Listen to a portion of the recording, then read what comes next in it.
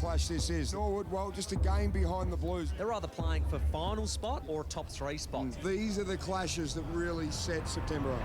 Barry, well, this could be goal of the day. He runs his measure, gets the job done, and the Redlegs go coast to coast. They're putting on a show. Dangerous in this situation. Oh, what a finish. Good grab, that's a nice mark. And the big fly from Barry. Louis Johnston, that's a great kick. That's around, and they are caning Sturt at the moment. Goal here will put it out of range because Norwood kicked the first 5 goals of the game and then danced all over Sturt for the remainder of it, and have win their 3rd straight over the Double Blues. Welcome along to our finals action here in the SANFL statewide Super League, and first up, elimination final, Double Blues taking on Norwood, and then later this evening it is going to be a SANFL final showdown for the very first time, Port and Crows. Welcome along to Tim Jennifer, 7-time premiership superstar. Timmy, you know all about playing in September, even though we are, well, still in August at the moment. Yeah, obviously. technically August, but look, fantastic finals day. I mean, 22 degrees, you can just feel the light breeze going across the ground, the smell of the cut grass, it's on. Absolutely, Timmy. Now, both these clubs obviously have had terrific histories in recent times. You have a look at the start of the season here. Norwood got off to an absolute flyer. Sturt worked their way into the year. Yeah, and they dropped those sort of games mid-season, Norwood, didn't they? But they've come back with some reasonable form going in, and the Double Blues, a bit of mixed form going along.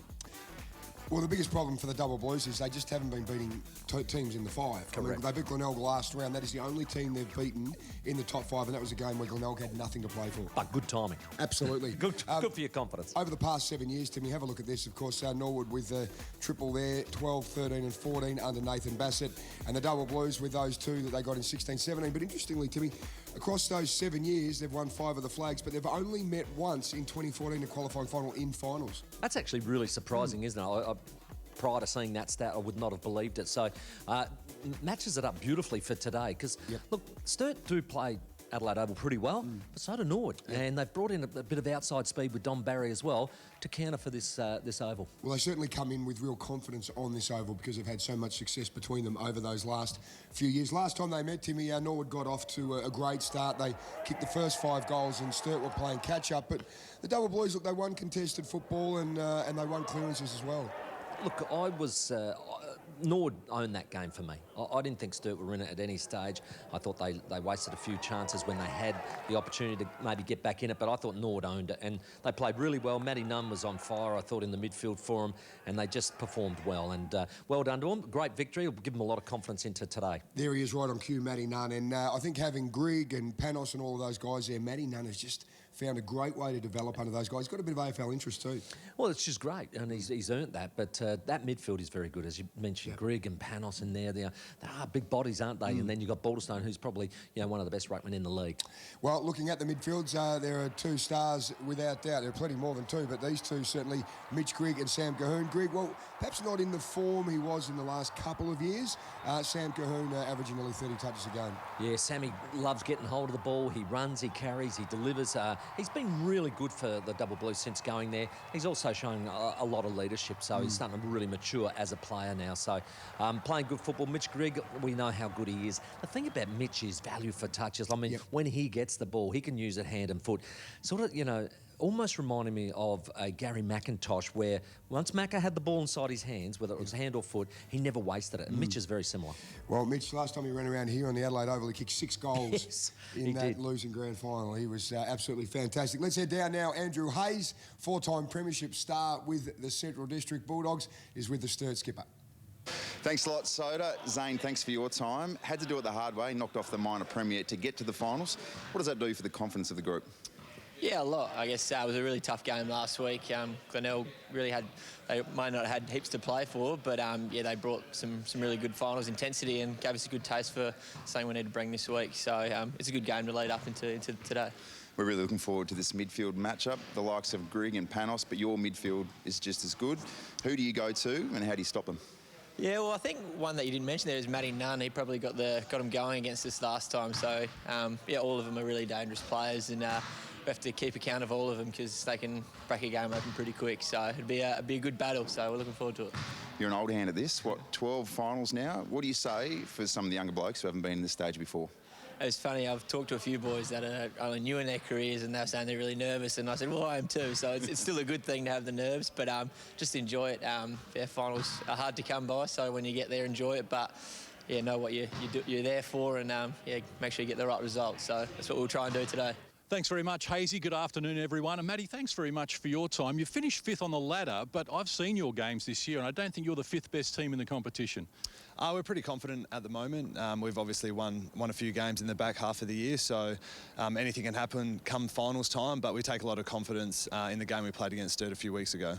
You've been in the finals 9 of the last 10 years, and that experience, well, it really comes to the fore on days like today. Yeah, definitely. We've had a lot of guys around for quite a while and a lot of big games, so we take a lot of confidence out of that, but also knowing we're playing Sturt, who have been around the mark for quite some time as well, so it should be a good game. You've got a vastly different game plan to the Double Blues. What do you think is the key to winning today? Probably pressure around the ball, I think, is the main one. They've got an elite midfield. They've obviously got a good spread around, but if we can get into our forwards and guys like Anthony Wilson, Dom Barry, Ed Smart can put some real pressure on in our forward 50, I think that's the key. Really looking forward to it. Good luck. Thank you. Cheers. Two absolute superstars there, Matty Panos and also Zane Kirkwood. Congratulations, Zane Kirkwood, inducted into the 200 Club by Tim Ginniver yesterday at the SANFL Past Players event. The opening bounds not far away. There is Jared Cotton all ready to go. You see it all unfold on 7 next.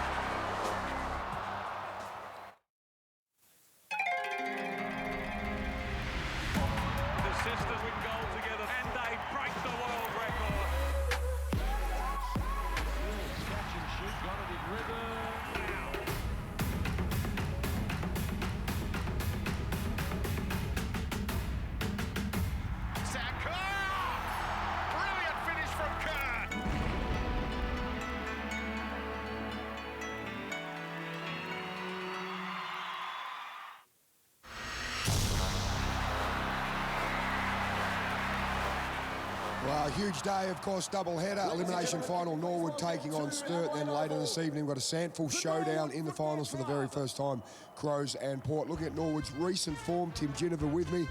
Timmy, look, they come in looking pretty good, just that loss, little hiccup there against the Dogs.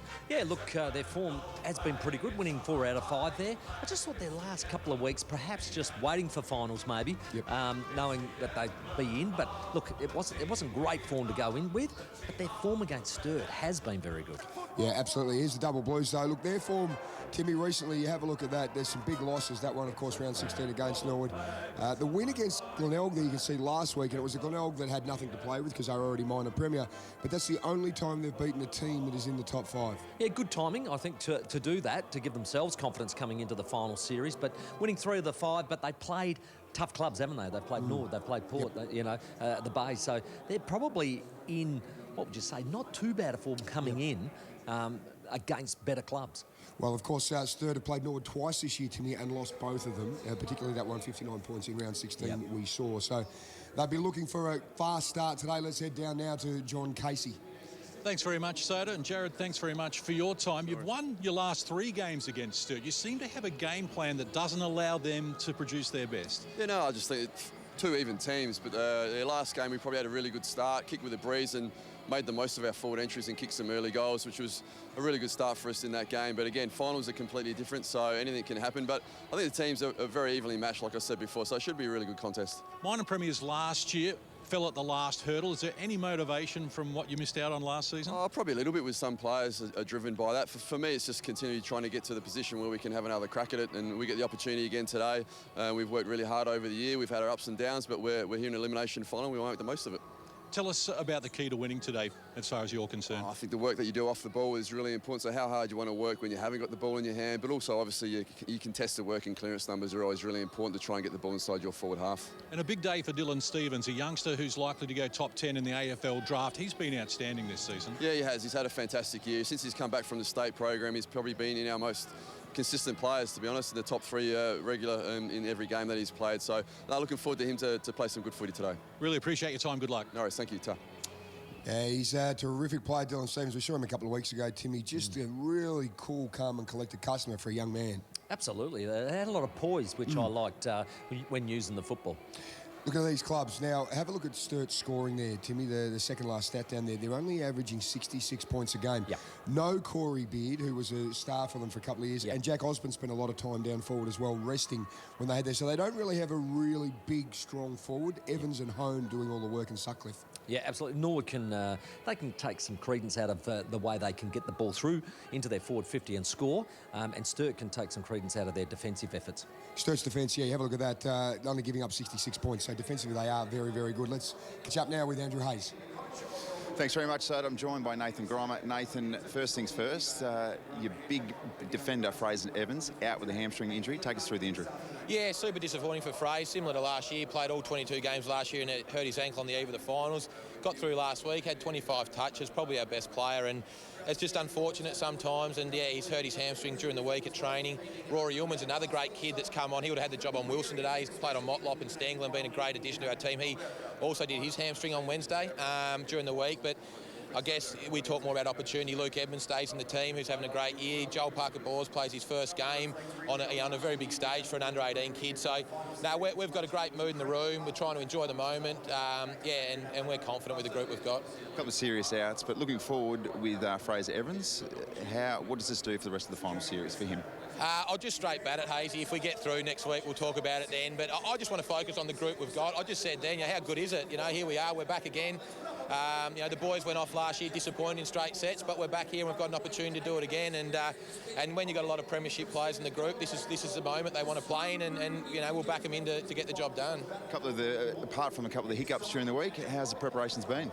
Yeah, not ideal losing two of your back six during the week, but it's been good. But I've always thought, lucky enough to have been a player myself, and you want to enjoy it, okay? And we'll not be too jovial, but at the end of the day, as we said, you see Fraser go out this week, other guys have been injured. If you're playing today and you're lucky enough to be run out today, you've got to enjoy it, okay? And the game's a game of mistakes, and you've got to make a few, but don't drop your head, and we'll be okay. We touched on it before. You've done this as a player, first time as a SANFL coach. Yeah. How are the nerves? I got carried to one actually at Centrals like you did, Hazy. But as a coach, as a player, you can get caught up in it. If the club doesn't go well, you can sort of hide in between a few players. But no, the club have put me in charge to get a result. They want to win finals. We've planned as best we can, and we won't die wondering, and we know we've done all we can to get a win today. Love your work, mate. Best luck today. Thanks, mate. Appreciate it. Sturt coach Nathan Grimer there, as I'm joined now by John Casey. And Case, 20 degrees expected today. Absolutely gorgeous day for footy. Fantastic in the low 20s here. Slight breeze out of the north-northwest. It's basically pushing across to the scoreboard there. And was that true about your premiership days? Absolutely, but I'm happy that Nathan was willing to admit it as well. There was about 2 or 3 blokes that got carried, and we were certainly one of them. Let's have a look at how these teams are going to line up, and let's start with the Double Blues. Well, as we heard from Nathan Grimer just before, a couple of big blows. Rory Ullman goes out, but the big one, Fraser Evans, the Jack Odie medalist, so important to their backline. He goes out.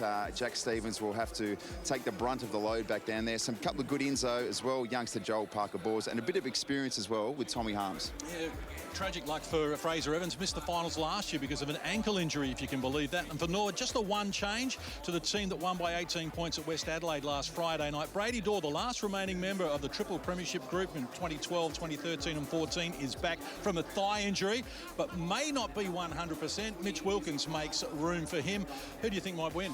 This is going to be a tight one. The Redlegs form at the start of the year, they almost looked unbeatable. The rest of the pack caught up with them. I'm going to say Sturt, but it's going to be tight. Yeah, well, I think the Redlegs might win. We saw the team who was 5th last year go all the way to the premiership, Soda, and I think the Redlegs can win today and probably get to the grand final.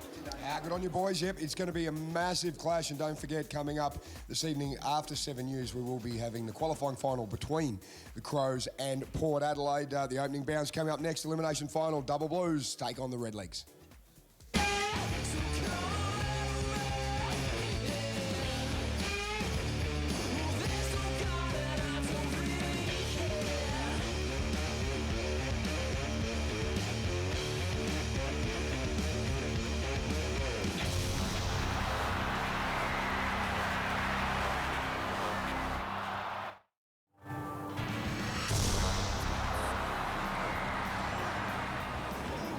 Elimination final, and Jack Stevens catching up there with Matty Panos, and Matty Panos, of course, Jack Odie medalist, as is Jack Stevens.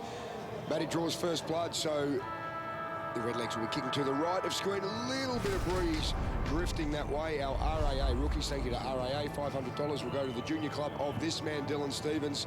He is an up-and-coming star at the moment. Walkerville, the Cats, will get the 500. Timmy? Absolutely. Really enjoyed his game when we saw him last at Unley. And I think he'll go well again today. Just got one of those heads where he's pretty cool under pressure. Yeah, absolutely. Uses the ball really, really nicely as well. Well, Timmy, we heard Case and Hazy. Hazy's gone with the double blues. Case going with Norwood. What about you, Timmy? Who do you think's going to get up just from this early point now? Look, if I have to pre-game, I'll say Norwood. And the reason I say that is I think they get the ball inside 50 enough, and their forward setup's probably a little bit more potent than the double blues. So that's what I'd go for. Look at that scoreline there, 20 to sort of 24 last time, but lost by 59. But I think Norwood owned that game. Today, I think it'll be a different story. It'll be a really tough battle. They've got Aidan Riley starting in the middle, which I think is a really good move. He needs to be that big body up against Norwood's really big, strong midfield. John Casey joining us upstairs now. And Casey, you've been down there. That breeze, what do you reckon to the right? Well, it's blustery. It's hard to say. I don't think there's a discernible advantage either way here across the ground. Underway in the elimination final. Balderstone crashes into Faye Sparks, and it's the double blues who get the ball forward inside their attacking 50 straight away. That's a terrific grab, going back with a fly to the ball. Well done, Brad McKenzie. I think Balderstone is going to be the key ingredient today. They couldn't contain him, and no one's been able to contain him really all season, Sam Balderstone. He gives them silver service out of the ruck, and I think he can prove the difference here in this one. McKenzie comes forward once more with a left boot, up toward half forward. Contest there. Brady Dorr, kick around the body. Shut up down there by Battersby. Close to the boundary line. Good pressure from the Norwood forwards, but Sturt scurry a kick away. Going back with a fly to the ball bravely. There was Faye Sparks. And the double blues, though, getting it up the wing. They contest at ground level there. Cam Ball involved, wearing the 13 for the Redlegs. Here he comes again with support. Talia is there. McKenzie's seen a lot of it. Hand pass misses the target. That's going to be last possession out of bounds, and a restart here for the double blues. I think you're right. Now, the boundary umpire's, yeah, he's just marking it. Or no, he's going to throw it in. He's going to throw it in. So don't know why that wasn't paid. Last touch. Aidan Riley will get the free kick here, just getting some attention off the ball from Matty Nunn. That'll be a good battle too. Riley, the pig dog, we know he's ruthless the way he plays, a boy from Wollongong. He went straight to him, Soda, at the centre bounce, so they obviously were concerned with the impact that Nunn had last time they met. Slimming gets around on the left foot, top of the square, contest, big fly was from Reid, just sharked the ball beautifully, was Hone able to read it best, but couldn't finish off. Louis Johnston with a clearing kick out towards Ed Smart. Norwood, Josh Richards involved. Smart again, and he's been pinged. Daniel Pearce with a free kick. That was a good tackle. A lot of experience in that. Just watched the hips and went at him, and he just dropped it down. So, good decision. Plenty of energy about the double blues at the moment. They've got it on their terms as Calhoun joins in. One of the favourites for the McGarry medal, which of course you'll see on Channel 7 coming up Monday 9th of September, Monday week. There's Henry Carey getting involved. And the mark taken out there by Faye. Sparks works into the pocket very wide. Sutcliffe marks it, but it was over the line. So free kick Norwood. I would have liked to have that entry again. Would have been a shot at goal. Louis Johnston getting the ball off McKenzie. Jim McKenzie's had a wonderful season, as has Louis Johnston. Racking up the touches, Louis just drops it into Cole Gerloff. Name's been on the list of many AFL talent scouts. Cole Gerloff, plenty of interest in him. Kicked 21 goals this year in his 17 games. Goes up, Balderstone at the front. Smart has it best. Hurried kick forward. Bampton tries to break his way through, looking for Panos. Slimming gets a vital hand in there. Gets in there again. Slimming. Bampton fishes it out, shoots the handball. Pearce has to lay the tackle. Getting around there, Declan Hamilton just fends him off. High kick. Close to the line. Cahoon is going to be content to see it over. Let's head down to Andrew Hayes. Yeah, we're just seeing Anthony Wilson get ready to go in, just getting the hamstrings warm. Spoke to Nathan Grimer during the week. They're very wary, Sturt, of just what sort of damage this bloke can do, especially in a short amount of time. So when he does come on, it's really going to have to reshuffle the Sturt backline, because he's a bloke who can turn the game on its head in just a couple of minutes. Won the goal of the week at Channel 7 in round 8. Certainly in contention for goal of the year. But Sturt will be happy with the first 3.5 minutes here because their job is they like restricting their opponents. They are not a heavy scoring team, and in fact they have the least disposals of any team in the competition, the Double Blues. They're more about efficiency, so they've got the game on their terms at the moment. Balderstone front position, Faye Sparks over the back, Kirkwood, Riley involved as well. The kick goes forward now. Came from Carey. Unprotected goal square at the moment. And rushing back now. They've got some defending to do here, Norwood. Ball. A lot of experience there, and might have shown there in the delivery. Umpire comes in and play. Tick over 4 minutes here. Still looking for the first score. I think you're right. Sturt have just sort of seemed like they're up and about. They've had 4-1 inside 50, so just haven't been able to get any sort of score at the moment. Panos, Johnston, Gerloff, Shenton all share it, and then Cam Shenton just lowers the eyes. Ed Smart's had a good start to this game. Gerloff wasn't sure, then he decides he will give it off. None in towards the centre of the ground. Big Balderstone's got a little bit of room, misses with the handball looking for Gerloff. Don Barry just sells a bit of candy. Gerloff hurried kick through, and it's been cut off nicely by former power boy Sam Cahoon. He pushed back hard then, Sam, to make sure he was in that gap. Leading disposal getter in the competition, and he's coughed it up to Louis Johnson, who's got third most disposals of anyone. Oh, high fly there, Bampton. Couldn't complete the mark. Double Blues under pressure. Spinning out of trouble, Pearce. Long handball out wide. He's got Battersby. He's going to fire up the line. And over the back, they were looking there for Patello. Couldn't get to the contest. Here's Nunn. Overran it, then goes back for seconds. Found it at ground level. Ball getting involved once more. Shenton about to be wrapped up. Ball being prominent. Handball out wide. Got it to Brady Dorr. Now Balderstone. And he goes forward. Dom Barry close to the boundary line. Can't keep it alive. It trickles over. We'll have a boundary throw in. 5.5 minutes played here in the opening term. And the interchange will be ringing along. All three Norwood players ready to swap over. And you know, when you've been through a cold winter and you get to that first day in the early 20s, it feels like a 30. It really is quite zapping early. Nunn, high ball, sitting under it, Bampton again, knocked away. Pearce gets into it, little flick over the top from Carey. Battersby, free kick, advantage paid. Here's Cahoon, so he's already starting to rack him up. Cahoon, possession number 5, and Reed's got a couple of Redlegs boys to deal with there in that situation. Yeah, both teams have sort of turned it over at times inside their 50. Just a little bit of early nerves.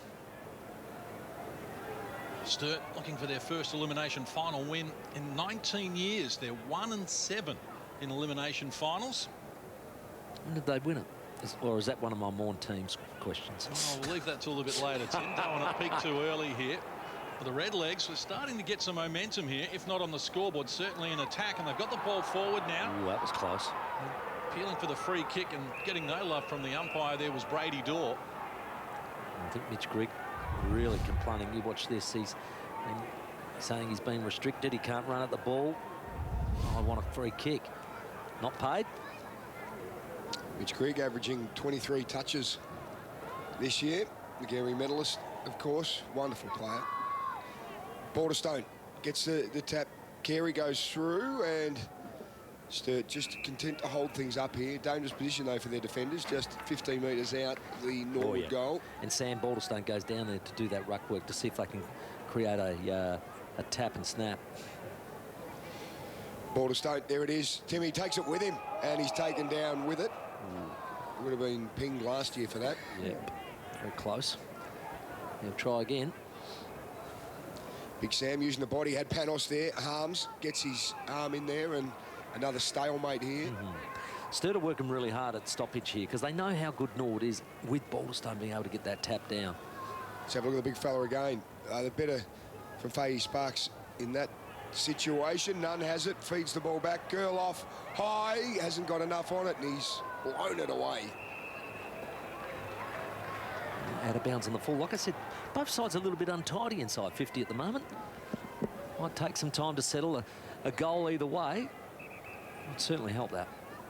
Hayden Riley coming off the ground for the Double Blues, about to be replaced here by Jack Penfold, playing his 50th game. The Double Blues deep in defence at the moment, doing all the defending, and they've got some more to do as the restart. Out of bounds on the full. Louis Johnston has it between the wing and half forward. Centering kick. Nice delivery. Found Ed Smart all alone. 40 metres out directly in front. Yeah, good play. I mean, when you keep turning the ball over, things can happen like that, especially inside 50. But this is why Louis Johnston is such a dangerous player. His use of the football is outstanding. He was able to pick that out and hit the target beautifully. Goal kicker in both minor round games against the Double Blues, Ed Smart. He's a dangerous forward. From right in front, 45 metres out. Pushed it to the right, though. And it's a minor score. It's taken 9 minutes to get the first score on the board behind to Norwood. It's been fairly intense around the ball, but some of the foot skills have let both sides down. Norwood, 15-10. Leading the contested possession count at the moment. Kirkwood just had his handball interrupted there. Sumner under pressure. Ball's got him. He's trying to work his way through. He could be in big trouble here. In fact, he is. Free kick going to Cameron Ball. Little give to Richards, and good kick. It is a good kick, you're right, Timmy G. It was a nice lead from Bampton, and the kick just allowed him to run onto it. Gives the handball off Louis Johnston. We know he's a terrific kick from 55. Not this time, though. A bit of a wobbler going in. Brady Doyle off the deck, and Daniel Pearce just on the line in time. Well, Daniel Pearce played the goalkeeper role beautifully there, didn't he? Getting back just in time to stop the big fella Dorr getting his first goal, and Brady Dorr also joined the 200 club yesterday. So the restart, Tom Reed well positioned, couldn't complete the mark. Handball, Mark Evans, the defensive side of the wing, back to help out at the moment. They're trying to get the ball out of their defensive 50. Crocker involved. Now a chance for Henry Carey in traffic. Wilson knocks it down. Dylan Stevens wrapped up immediately by Tom Reed, going nowhere. Umpire comes in and says, I'll have it. Just a bit of overuse by Sturt. Time, I think, by hand. They want to try and keep that down, I reckon. 26 handballs to 23 kicks at the moment. Kirkwood went to the tap, went straight to Declan Hamilton. His kick off the side of his boot. Carey got it from Colquhoun. High ball. Favours Norwood, though. They're queuing up to take this, and it's Zach Richards who takes the mark and wants to go quickly across the ground. He's got Talia. So he surveys the options, out a little wider. Dom Barry with it. Called to play on now as he tries to work around Pearce, and it's a neat kick as well. Excellent work as he comes and finds Josh Richards. Now Brady Dorr calling for it at the top of the square. And comes out now. Oh, can't get a run at it, and a free kick. No, whistle. Free play on is the call for the Redlegs, and the kick to the top of the square. Riley's taken the mark, wanted to play on, and eventually does as he finds Sumner. His kick for Colquhoun is a neat one. Pinned in their defensive 50 at the moment, though, the Double Blues. Yeah, I agree with that, John Casey. They're just having trouble getting out, aren't they? And they didn't look like they wanted to roll on with that one either. Byron Sumner just kick. Holding it up till he could find an exit strategy, and Luke Edmonds out to Jack Stevens. Jack going to live in New South Wales next year. Been a fantastic player for the Double Blues. Jack Odie medalist. And of course no Fraser Evans today, so he has got a lot of work to do, Jack Stevens, but you know what you're going to get every single time that he does come out. A very consistent player. Just holding the ball off of Norwood at the moment, but not making any ground. The Double Blues. Zane Kirkwood just at half back. Triple Foss Williams medalist, playing for South Australia. Goes up, Talia just slaps it away and taken out over by Zach Richards. So the longer this goes without a goal, the more important it becomes, Timmy. Not wrong. Sort of, I think that shot early on by Smart, I thought was the one that was going to settle Norwood down, but he missed, and there's not been too many opportunities. Teams that have led at quarter time have won almost 70% of the games in the SANFL this season. And close to the boundary line. You couldn't really claim this as a lead, could you? 2 points to zip. It's a lead. 25-metre penalty here as we go down the boundary line with Andrew Hayes. Yeah, Timmy, just on the back of your comments about potentially Sturt overusing the ball a little bit, the bench absolutely very animated indeed. Clear message coming through as well, long and strong, and no... Come back to you, boys. Wilson's taken the mark. Intelligent kick from Dom Barry. wasn't picture perfect, but he knew what he was doing with it and just needed it to the right side. Now Wilson's playing on around the man on the mark and skinnies it to the near side, getting some treatment from Joel Parker-Bors as well. So 3 behinds for Norwood, 13.5 minutes played. Sturt yet to score. That's, again, early nerves in a final where you're probably wanting to just settle the whole team down, you know. And now Sam Cahoon's coming up for disposal number 12, but it's been in the back. Wow. How was that? He launched himself. And you know what? I don't mind the hands are on the shoulders and go up, but you can't take this out of the game. This is what we love about. Look at that. That's a magnificent mark. Yeah, good take there. Look at that. Plenty of height for the big number 12. So Daniel Pearce, former Docker and power player, had a wonderful AFL career. Chips it up the line. Cahoon, 20 games at AFL level with the power. Former Central District Bulldog. Gives it to Pearce again. And has some strong hands too. Battersby at half forward. Good, strong contested mark.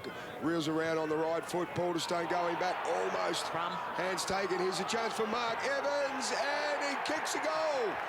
The Blues break the drought.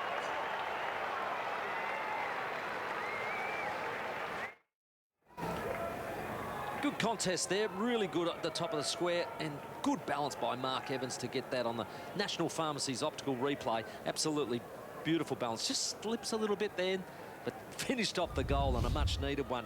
Both sides couldn't get one on the board. It's ignored all that attacking that they did in terms of inside 50s. They did at 8-5 at the moment, but it's Sturt to get the first goal. Now Balderstone hands over. Mitch Grigg wants Brady Dorr. That's a good mark under pressure. Handball's back to Grigg, who from 50 unloads. It's going across the face of goal. And Harms and Panos are there to escort it over. They've rushed their last 2 opportunities, haven't they, Norwood? I'm not sure about that. Brady, you're a good forward. Go back, have your set shot, maybe get that goal to answer straight back. Yeah, Brady Dorr back in after missing a couple of weeks with injury, doing the ruck work here now against Tom Reed. Carey trying to work his way through there. Aidan Riley as well holding that in, and Mitch Grigg just a couple of touches so far. Just in that piece of play then was his first one, but I'm sure he'll get plenty more. Slimming just overruns it. Bampton, bit of tunnel ball there. Riley going hard at it. Slimming taken down by Bampton, and the umpire will get involved here. Just 15, 20 metres out from the Norwood goal. Reed goes up all alone, comes down to Johnston. It's a quick kick. Just trickles out.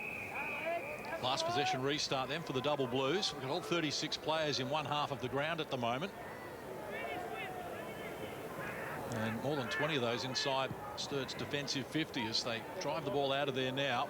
High flyer Johnston can't complete the mark. Hone, slick hand pass. Worked it to Battersby, close to the boundary line around the block. Going back, Patello takes a brave mark. Good courage. Head up, that's what you want in finals. Not a lot to kick to though.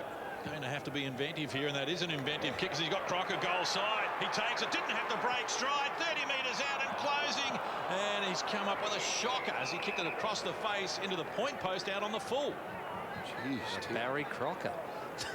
No, have a look at this. A Matty Crocker. Oh, look wow. at that. On the run, the ball drop just went sideways. In the end, out of bounds on the full, and what should have been 2-zip. Wonderful kick from Patello, though, to give him that opportunity. Giorgio, former Melbourne Demon, kicks up to Richards. This is Josh running past Dylan Stevens. Handball not in the best position for him. Richards again flicks it out, and he'll get it back. Possession this time is better. Gives it to Stevens. Take 2. His kick up forward, and Harms in best position. Reed going back. Here's a debutant, Joel Parker-Bowles, and mark not taken by Ball. Brady Dorr gets around, picked it up beautifully, gives it off to Gerloff. Long kick towards the square, and a couple of boys, Barry and looked like Panos there, just interrupted each other. Barry, though, cool, steady head, goes to Smart. Harms does well. Sumner comes away with it. The Double Blues a chance to get out now. Hone, clever little tap there for Mark Evans. Penfold back to Patello. He gets his way around ball nicely. Penfold with it, close to the line, up to half forward. Fahey Sparks up against Giorgio. Hone, first one back onto it. Grigg getting in there as well. Mark Evans Hone going off the deck. Patello at it as well. And Norwood just trying to get it out close to the line here, and the umpire will ball it up. Look, there's some great desperation in all that play, wasn't there? You know, with Sturt absolutely going in at Norwood and Norwood holding up well. It's just been really good, hasn't it? That's a good clash too, wasn't it? Oh, that would have hurt. Mackenzie, was it? Right up the middle. No, it was Gerloff. And he's just come off a little bit ordinary from that clash. But I'm really enjoying the contest at the moment. They're going in pretty hard, both teams. Sturt definitely have brought their intensity, haven't they? They were obviously embarrassed by their last effort against Norwood, and they're making up for it so far. So Norwood push forward once more. Brady Dorr been good in attack. Takes the mark, plays on, none. Got plenty of movement ahead of him in the forward line, and the mark's been taken here by Bampton. Best movement of the game so far from the Redlegs. Look, that's the difference between having a really tall forward to be able to take a strong grab. He was good, quick hands to move it on, which then allowed a bit of break inside 50 for their forwards. So Peter Bampton, goal kicker in both games this season against the Double Blues. From 40 metres out, it's coming back on the breeze a little as well, and Bampton gets the first. It's taken 20 minutes, but Norwood get the goal.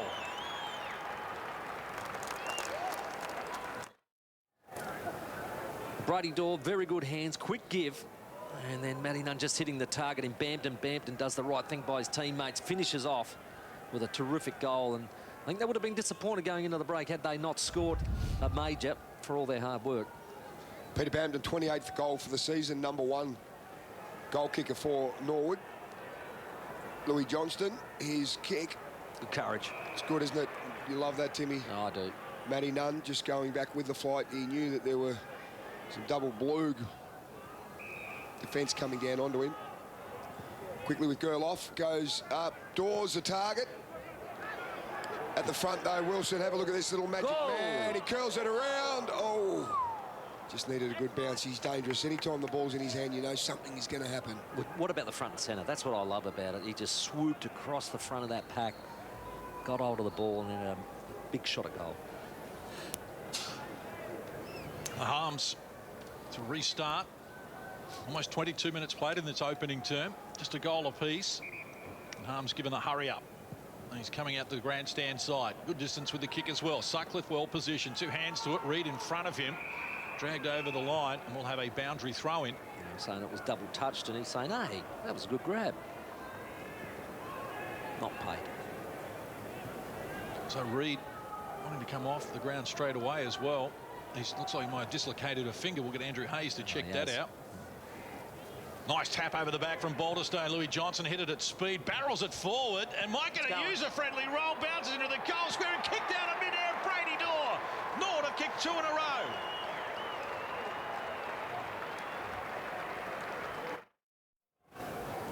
This is magnificent art craft. Look at that. Ruck of Balderstone, outstanding to Louis Johnson, and then Brady Dorr, so agile for a big man to be able to do that in mid-air. That was outstanding as well. So terrific stuff by Norwood. But Sam Balderstone, take a bow, mate. That's magnificent. So the boy from Meadows, former Sturt junior, Brady Dorr, gets the second goal for the Redlegs. They're now out by 10 points. Only 24 minutes gone as Balderstone back in the ruck, and Riley works his way through, bullocks his way through, in fact. Kick up to Patello. He's home with an opportunity now to get a goal for the Double Blues, and he finishes too, the little star.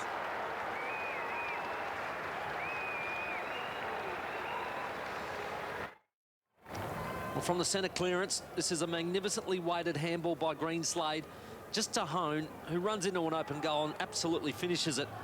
And just keeps Sturt on the scoreboard and ticking. 33 goals this season for Josh Hone, leading the Double Blues goal kicking, and top 5 in the Ken Farmer medal. Riley making a presence of himself in the middle as well, where it has to be won. Leads the competition in contested possessions and hard ball gets as well, Riley. That's how important he is to the Double Blues. And they're forward once more. Front position, Patello. Couldn't complete the mark under pressure from Talia. Redlegs still with some work to do. Hamilton's hand pass missed the target. But Riley ran into Kirkwood. Dislodged the ball as well. And a chance now for the Redlegs. Grigg against Sumner. Good contest between two strong-bodied players. Bampton loose ball. He set his team out. No. How about the tackle? from Aidan Riley. Enjoyed it so much he won't let go. That was magnificent, wasn't it? Just so fierce. Straight at the body and down. He's doing all the hard work. Tackle count 15-10 in favour of the Redlegs as Balderstone knocks it out. Hamilton had his kick interrupted and Richards taken down by Riley, and Faye Sparks just taking a little bit of time to get back to his feet. Andrew Hayes on the boundary. Yeah, we're just seeing the big ruckman Tom Reed from the Sturt Footy Club get his finger taped up, so he had a bit of a dislocation. So expect to see him back out there in a couple of minutes. Always a little bit painful, and it's going to swell up tonight, that's for sure. Hazy, you'll have Aidan Riley coming to you. He's just been putting his head in everywhere, smashing in, and he's just copped a little bit of a cut by the looks of it. He'll have to get that patched up, but I'm sure he'll want to stick his head straight back in there as early as he can. What a warrior he's been, everywhere he's been, whether at the Crows or Melbourne, played 5 years in the AFL. 18 clearances last week, if you don't mind, for Aidan Riley, one of 11 Sturt players who have played every game this year, a testament to him, the hard work he's put in. 11 is the most by any SANFL club in terms of playing every game. That was great stuff, Penfold. Now Evans has got problems though. The hand pass was slowing and arriving and allowed Tom Forster to wrap him up with some help from Giorgio. And Evans will scoop himself off the deck, and we'll have a ball up here. Siren imminent, approaching 27 minutes played here in the opening term. Battersby breaking through to Pearce. Penfold in the orange boots goes down the line, and good defensive work there from McKenzie on Sutcliffe. Already seen Sutcliffe take a hanger today just to warm himself up into the contest there. And Aidan Riley, geez, he'd have stitches all over that head. He is an absolute animal. The pig dog goes at it very, very hard. So does this man too, Zane Kirkwood. Richards flicks it out, Faye Sparks, clever little tap to Penfold. Cahoon gets the kick up. It's going to go back as the wrestle going on between McKenzie and also Sutcliffe. Long sweeping handball comes out to Shenton. He's had the haircut. Does really well against Patello, then just buys himself a little bit of space. The kick is good, enabling Smart to run onto it. He's got Henry Carey wrapping him up beautifully, and a free kick will go to the double blue. Andrew Hayes. Yeah, we're just seeing some shots of Big Sam Balderstone. Pointed to his knee, came off hobbling just a little bit. So physio just going through some structure tests as well. So we'll keep an eye on this one. Could be a big blow for Norwood. That would be significant, to say the least. Just enjoying Sturt's tackling. They've had 19 to 13. They've been pretty fierce at the body, led by Aidan Riley, the way he's gone about it. I'm not going to die wondering. That does not look good for Balderstone. As you can see, can barely get up a gallop at the moment. Could change the whole complexion of the game. Leading ruckman in the competition. Finished with 665 hit-outs at 37 a game to lead the competition. There's only 3 other ruckmen that got over 300, to give you an idea of some of the dominance of the way Balderstone went about it. And as we've already seen with him creating a goal from a ruck throw-in at centre wing, he is important, to say the least. Hamilton takes the mark, middle of the ground here for the Redlegs. Kick over the top. Shenton, always impressive. Siren in the background. So a feeling-out process here in the opening quarter of the elimination final between Sturt and Norwood. And at quarter time, it's the Redlegs who hold sway by 4 points. They're 2-4-16. Sturt 2 straight 12. More live SANFL action coming your way on Channel 7 right after this. It's been a decade of dynasties and fairy tales. On a very special game day, we look back on all the magic moments, the dramas, the news stories, and when things went wrong. We count down the best marks and goals. That's what the crowd wanted. As well as the greatest games and the best players. Who will be number one? Game day. Moments of the decade. Yeah, look at this one. All Australian selectors. What? Is that Dusty related, Mick? Nope, it's Rance. He played only half a game. I've noticed, Reece, as I caught some vision, some of your assistants seem a bit old. I'm not. Dad used to make us sing Danny Boy before we were Danny Boy, the pipes are calling. Special front bar Wednesday night with Lee Matthews and Malcolm Blight.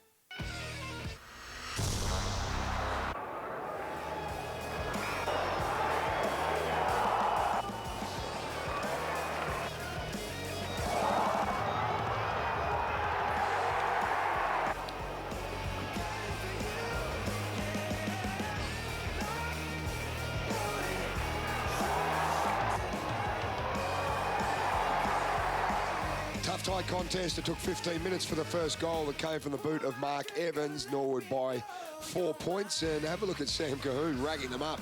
He's on target for, what, a 56 possession game. Let's head down to Andrew Hayes. Thanks, Soda. Joined by Jared Cotton. Cots, we saw your big ruckman Sam Balderstone hobble off and get the knee strapped. He's back out there. Yeah. Can you take us through it? Yeah, he's fine. He's got a bit of a knock, so he's no worries at all. So I thought he started really well. Our clearance work was quite good, so yeah, good to get back out on the ground. It was a hot start, but you weathered it nicely. Yeah, not at all. Yeah, I thought we played more in our forward half, which was good. Probably didn't make the most of our opportunities, but it was a solid start. Appreciate your time. All right, thanks, Tuck.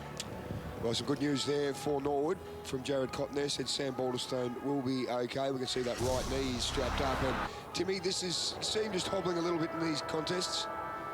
Yeah, I'll tell you what, though, you watch some of the tap work that he's been able to deliver to his midfield. Just giving him that advantage each time, but he might have just got a knock on it. Hopefully he's all right for the red leg's sake. He's a big brute of a unit, 200 centimetres and 110 kgs, which is about, well, 4 Tim Ginevers. He's doing well. Their leading hitouts 14-6, and he's had 12 of those 14. And he definitely hits it to advantage. He's fantastic with his tap work. Just picking up a little bit of a change in the Sturt game plan here as well. A lot more use of the ball, whereas they go forward and just get it forward at any cost. They seem as though they want to chip it around and keep it off Norwood a little bit, play a little bit more like the Redlegs. Obviously, 2 games in the regular season, in the minor rounds, Norwood just had their way, and they decided to change it up. I like it from Nathan Grimer, being proactive. Disposal count in those 2 games, well, they had more, 60 and 70 more disposals it was in the 2 minor round games. As we get underway, term number 2, Faye Sparks climbs high over Balderstone. Shark by Matty Nunn. Did well there. Off he runs with a bounce. In fact, he liked it so much he went another. Now, with the outside of the right boot, Wilson lurking.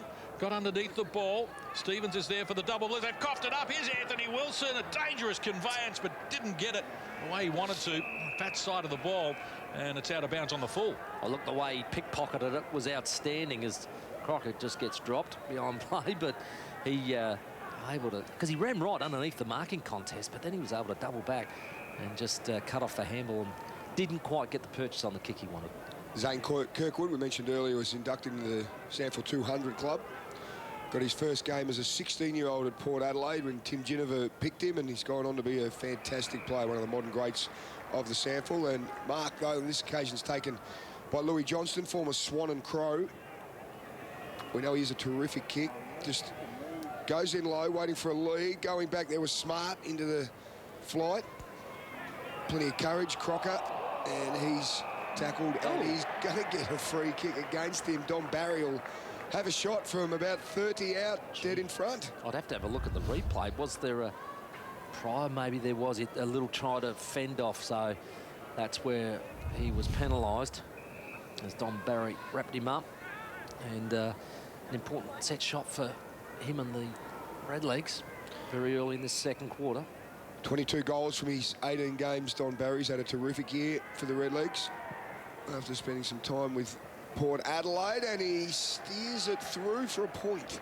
Yeah, just got a little close to the man on the mark and ended up having to hook it just slightly. Just not confident about their goal kicking at the moment. Norwood, 2 goals, 5. And a lot of the misses, well, they've been gettable. Evans with a hand pass. Good Riley hands. charging through. Home gets involved. His hand pass missed the target, but they got multiple players out wide. Battersby scoops up the loose ball.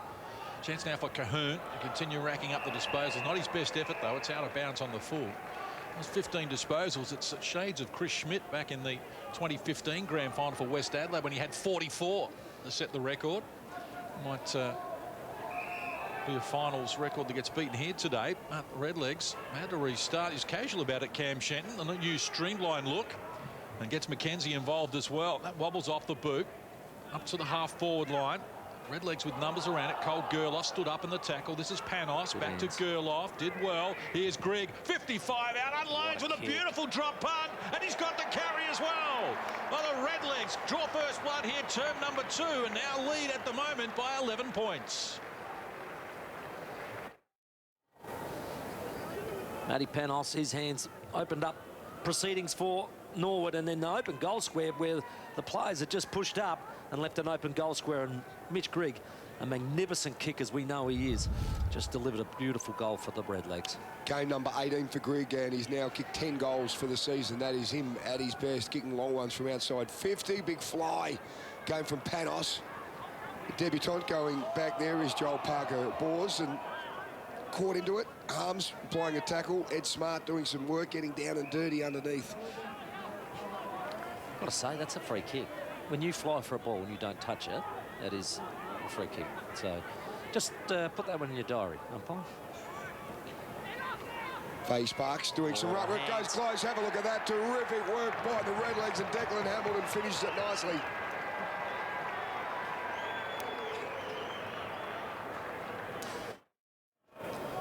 Watch this contest. It ends up with Panos. Look at this hand. Magnificent handball. He's created 2 goals now in this early start of the second term for his teammates. There's an exceptional handball, and he was pretty pumped about it too. Norwood fans enjoying that on the National Pharmacy's optical replay. I think the alarm bells are ringing in the Sturt coaching box at the moment. This is not looking promising for them. They're being reactive. Norwood starting to assert their authority. I know it's only a 17-point lead at the moment, but Norwood look as though they are starting to warm to the occasion, and the double blues look just a little sluggish. Close to the boundary line, and now in fact over. Being reactive rather than proactive. And Tim Genevieve called for the Morn team forward footy trivia a little earlier. Why don't we roll with it now? Which SANFL club has played on a record 18 of the 45 elimination finals? So it might be Norwood or Sturt, it could be North or Glenelg, but a record 18 of 45 elimination finals. I'll give you grey hair. Not wrong. Feeling I know that answer. You got a feeling that you know it. Yeah, it's out of 2. It's out of 2, I reckon. Right. I reckon it's either Norwood or the Bays. I'll let you ponder that at the moment. All right, Play continues close to the boundary line, and has scored it over there by John Greenslade. And there's your think time. It's up. Who's it going to be? Which club has played a record 18 of the 45 elimination finals? D. You went for the Tigers, and it was the Redlegs. I knew it was Norwood.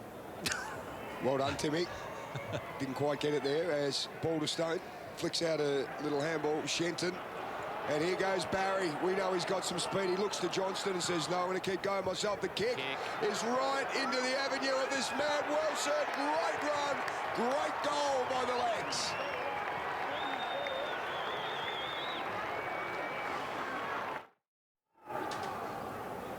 Look at this outstanding run. 2 speedsters. Dom Barry kicks it over the top to Anthony Wilson. Just sheer pace into an open goal. That's as good as it gets as far as a forward entry goes. 3 goals in 7 minutes for the Redlegs. Mark Evans on the Double Blues bench at the moment. You've got your hands full here. Yeah, no, they seem to have got a bit of a run on here. They've got some good outside runners, and looks like they've got a couple of wins out of the stoppage, which is not good enough from our guys, so we'll have to quickly respond, and hopefully we can stem the flow a little bit here. Yeah, Mark, Tim Genevieve, I just thought around the ball you were fantastic in the first quarter, taking it up to him, but Balderstone's just got on top here. Yeah, that's right. They got obviously a pretty quality ruckman and good midfielder, so we have to match them at the stoppages, and if they keep winning them, they're going to get forward and score, so we've got to get back on top here. Good on you, Mark. Appreciate your time, buddy. As big fella Balderstone calling for a free kick. Parker-Bors into the direction of Slimming. He's got plenty of room. He's got time to pick it up. He can drop, kick into hone or go longer. He opts for the ladder. Reed, Shenton have got to run off here. Reed's done really well there, the big fella. Then he's been wrapped up by Zach Richards. Coughs it up to Shenton, and the Redlegs get to reload. Richards, his kick, not a great one to Louis Johnston, and out of bounds. Looking dangerous though, aren't they, Norwood? They're able to do all the hard work in close, but getting first look at it from Balderstone, which is starting to get pretty damning, the stats, 18-8 in the hit-outs. Very constructive. Here is again, front position. Patello doing the ruck work with him now. Aidan Riley went down off the ball and has won another free kick. But they've kicked the only 3 goals of this term, Norwood, and 5 of the last 6. And the Double Blues just struggling to even get it inside. They're attacking 50 at the moment. The inside 50s are 6-1 here in this quarter, after they were 14-9 in the opening term in favour of the Redlegs. Finally, they're getting some north-south action. It's heading south, thankfully, for the Double Blues supporters. Penfold, long way from home, comes across the ground. This is Harms.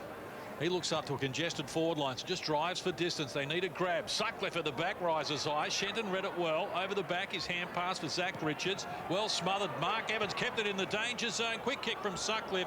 Well, across the face of goal. McKenzie is there. Can't complete the mark close to the boundary line. Hull has scored it over. Almost 10 minutes played here in this second term. And the Double Blues on a rare foray into their attacking 50 as Battersby cools his jets at the moment. No doubt about that. It's 20 to 10 inside 50s at the moment, Norwood's way. And 10 scoring shots to 2 sort of says that. Johnston on his left. Big pack flies across there. Harms, well, he may have hurt his back there. Stevens going through, and he's wrapped up into a tackle as well. Andrew Hayes on the bench. Yeah, just looking at some matchups down back for Sturt. Plenty of headaches down there. Luke Edmonds has now gone to Brady Dorr. That would have been the perfect matchup, of course, for Fraser Evans. He's out with that hamstring injury. So there's certainly a tall avenue for goal for the double for Norwood. They just look probably a little bit small down back. And also the youngster, Jack Parker-Bowles, he's got the job on Anthony Wilson. I don't know how you match up on Anthony Wilson. You can't go next to him because he's too quick. You almost got to try and pick him as he comes through. Yeah, it would have been Rory Ullman's job. He also did a hamstring, so he is a dangerous customer. Wilson, we know all about that. Little kick, Stevens along the ground. Oh, he's got ball, just kicks it off the deck. Great pick by Barry. Super pick up, gives it to Shenton. He farms a big handball over the top. The ball and misses his target. Chance for the Blues. He gets back onto it. Pearce coughs up. Richards, Josh just gets his kick in. And big fly there. Mark not completed. A little give though comes from Barry. Gets around on his left foot and he finishes beautifully. Dom for his second.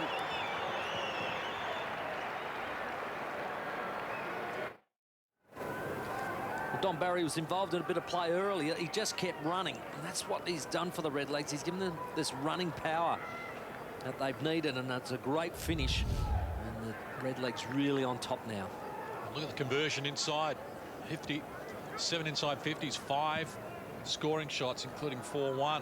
So Redlegs doing it all at the moment. This is Riley driving Sturt forward, trying to find a marking forward at the moment. Evans appeared to be inconvenienced behind play. This is Greenslade with a left boot. Got plenty on it, top of the square. Evans almost took the mark again, trying to milk a free kick against Georgia. Umpire wasn't buying it though, says I'll have it. And we'll have a ball up. Just take a look at that. And there's a free kick. He's saying yes. And the crowd agreed with him. Balderstone back doing the ruck work in the back pocket. Scurries a kick away as well. Eludes everyone. Getting back Edmonds, his hand pass. Pearce within range from the paint of 50. The left footer unloads. It's across the face of goal.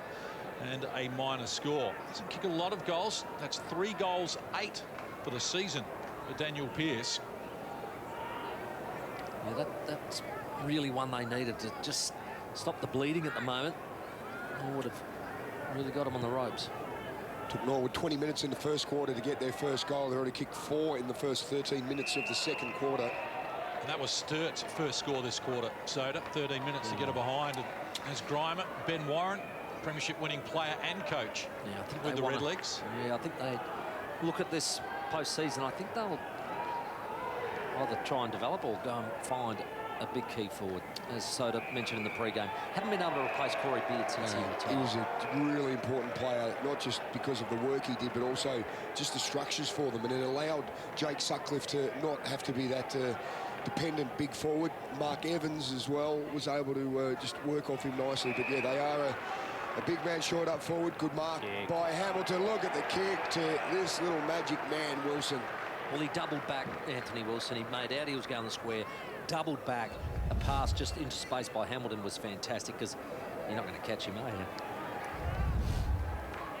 This will be his opportunity for his second.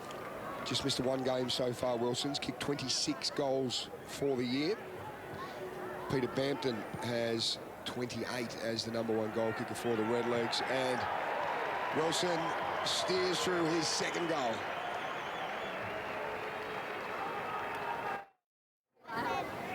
This is really good football. Kicking in on open space. Anthony Wilson can just run onto it. There was plenty of space inside that 50. He doesn't let his teammates down. He gets his second. And Norwood really opening Sturt up at the moment. 5 goals in 15 minutes in this term from the Redlegs. Double Blues got their hands full in danger of sliding straight out of the finals here as the Redlegs go forward again through Zach Richards. High ball. Jack Stevens is there. Double fist it down. Cahoon with it now. Time to survey his options. Went to Harms on the outside of the right boot. And coming strongly Patello, but it was touched by Josh Richards prior to it getting to him. Fumbling the ball. Sturt, they're under enormous pressure here at the moment. And free kick going the way of the Redlegs. Zach Richards here wants to come across the ground. Dangerous kick. Louis Johnston. Crockett just can't get there in time. Got support from Giorgio. He's got an open man. It's Ed Smart. They're leading into the pocket here. Multiple forwards close to the boundary line. The mark is taken. Cole Gerloff has got it. A chance to go back here and kick their 6th goal of this term. Well, he's confident, isn't he? When he took that mark, he had no intentions of turning around and trying to find an option. He figures that he's got the distance covered. 3 goals last week. He's a high-quality finisher. 21 goals, 6 on the season, Gerloff. Just sliding across the face of goal. Patello trying to force it through, close to the line. Trying to rush it through as well. Luke Edmonds almost got a scrum down there. I know the Melbourne Storm and the Roosters were here earlier this year. Almost a rugby league scrum right on the line. So Double Blues will try and get this through, you would think. They want to keep it alive. Stevens does just that. The wrap around and forces it through for a minor score. And Norwood extend their margin now to a 35-point lead. They started this term leading by 4. 5 goals 2 to just the 1 behind for the Double Blues this term. So Norwood, great position right now. Cracked this game right open. Long kick from Harms towards the centre of the ground. Evans was the target. Giorgio wearing him closely. Stevens taps it through. Johnston gives it straight up to Reid. There is nobody there, nobody home at all for the Blues. The only man in defensive 50 was McKenzie, so he's got plenty of time to pick it up, turn, and just lower the eyes beautifully. So Norwood out of trouble here. Tom Forster sitting in defence, flicks it across to Giorgio. He's been called to play on. Came off his line. Kick going down, 2-on-1 in favour of the Blues. Patello, and the ball punched out by Zach Richards. The inside 50s this term, guys, 10-4 Norwood's way. And that one you couldn't really count. It was an empty 50. So it's been a dominance by the Redlegs in this second term. And that's why they've opened this lead up. Boundary throw in. He sparks over the back of Louis Johnson. Gerloff found it on the ground. Stevens could have been taken high. Goes on whistle. Penfold. Cahoon continues to find it. Gets it back from Fay. Sparks from the paint of 50. Wants to work inside. Zach Richards. Hands over. Sumner hasn't kicked a goal all year. Byron Sumner could pick a good time to get his first of the year. How about that from Byron Sumner to give Sturt something to work with?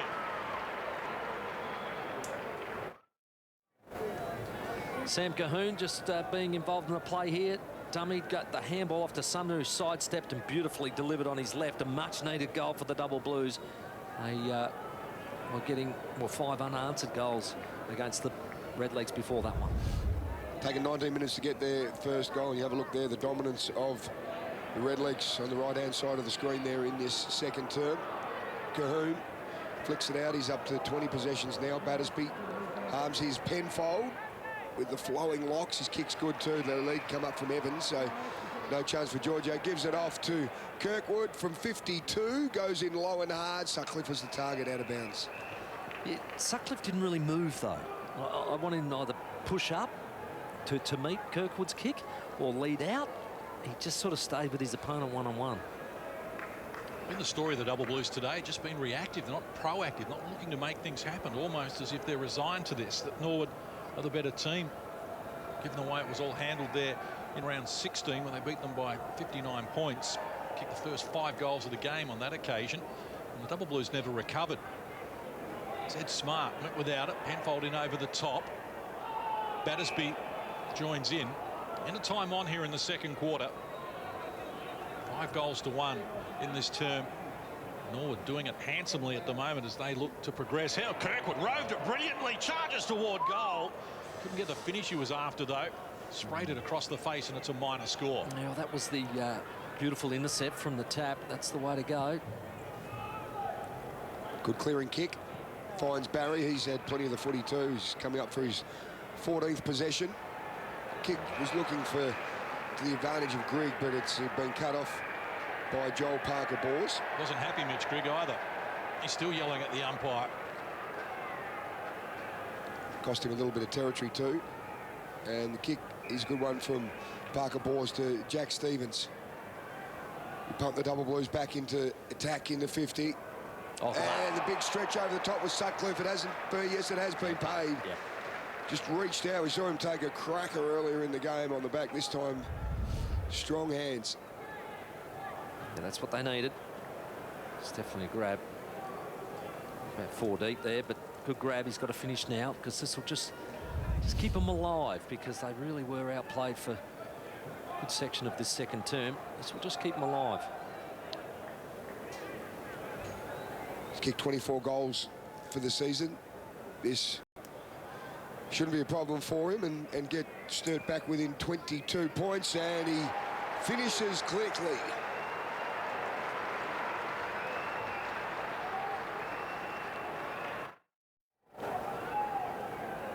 Beautiful mark, Sutcliffe, about 4 deep, takes the hanger, but then more importantly, he does the finishing, which just keeps the Double Blues alive after having 5 unanswered goals kicked against them. 2 in 3 minutes for the Double Blues. Back-to-back goals for the first time this afternoon. They've got 4 goals, all by individual goal kickers. Faye Sparks up high, slapped forward though by Balderstone, shark by Riley. This is Pearce. A little more energy about the Double Blues now. They're buoyed by those last 2 goals. 23 minutes played in the second quarter. Can they snatch a third and really give Norwood something to think about? Almost a drop kick. Was it incorrect disposal? Not according to the umpire. Penfold barreled into the ground there. Free kick. Matty Nunn gives away the free kick. You can see a momentum going into his back, so just watch this. Boom. 8 free kicks to Sturt, 7 for the Redlegs. Penfold. Kick's going to drop short, coming out strongly. Sutcliffe. That's a good contest. Was a great contest as he took Louis Johnson out in the process. And they've locked the ball in here. Dangerous situation. Jared Cotton and the Norwood Brains Trust just with a little to think about here at the moment as we head toward half-time. Opened up the game, but now they've got some defending to do. Reed, slow hand pass, gets it back. The first gamer. Can Joel Parker-Bors get it done? Oh, he shaved the post. The right upright, looking for his first goal on debut. Maybe Norwood thought it was over. It's just been amazing the last 5 minutes. It's just been all Sturt. After Norwood dominated. Norwood kicked 5 goals in the first 14 minutes of this quarter, and then you just see this momentum shift now for the Double Blues, starting to get some good clearance work. But the mark there taken by Gerloff, he too is racking them up. This will be his 15th possession. Sam Cahoon with 20 leads all comers, and 14 for Barry, 13 for Johnston, and 15 for Gerloff now. Goes up to Smart. A couple of premierships to his name. Ed Smart just hasn't got anywhere to go at the moment, so Sturt's defence doing a good job.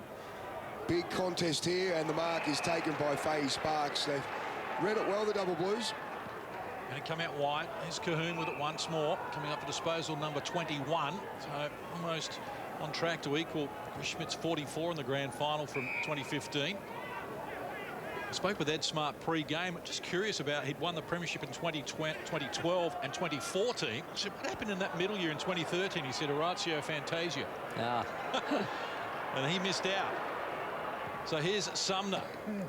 As the Double Blues try and mount another forward challenge. Reed out strongly. Well done. Hit it hard. Kept it alive. Henry Carey with it. Wheels around. Back into the middle of the ground. This is Pearce. He's got options forward as well. Good depth with the kick. Going back with the flight. Sutcliffe takes a great grab over the back of McKenzie, and he's certainly within scoring range. It's a matter of accuracy. They've started to hit the ball hard, haven't they, Sturt? I really liked Reed's attack on that football. Then they get the ball into the hands of Pearce, who's a beautiful kick, and he hit that target nicely. Talked before about their need for a tall forward, and boy, Jake Sutcliffe's come alive since then, hasn't he? He's been terrific. A great target for them. Certainly has. 2 goals last week, Sutcliffe, and the win over Glenelg. And a goal kicker in both games against Norwood. In the regular season, the left footer is close to the boundary line. Can't get it on target. Skinnied it to the near side and a minor score.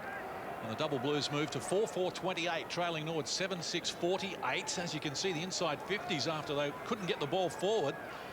They've now managed to get the last 6. And the margin cut to 20. It was as big as 34 points. Yep. You think double blues would like one more? Look at that from Patello going back with courage. Just one more before the break would make them feel really confident going in the second half. His kick is a shocker. Kirkwood under pressure, been tackled by another McGarry medalist. High kick comes from Penfold, going back with it, and Slimming chase it out. They've really attacked it since about the 20-minute mark of this term.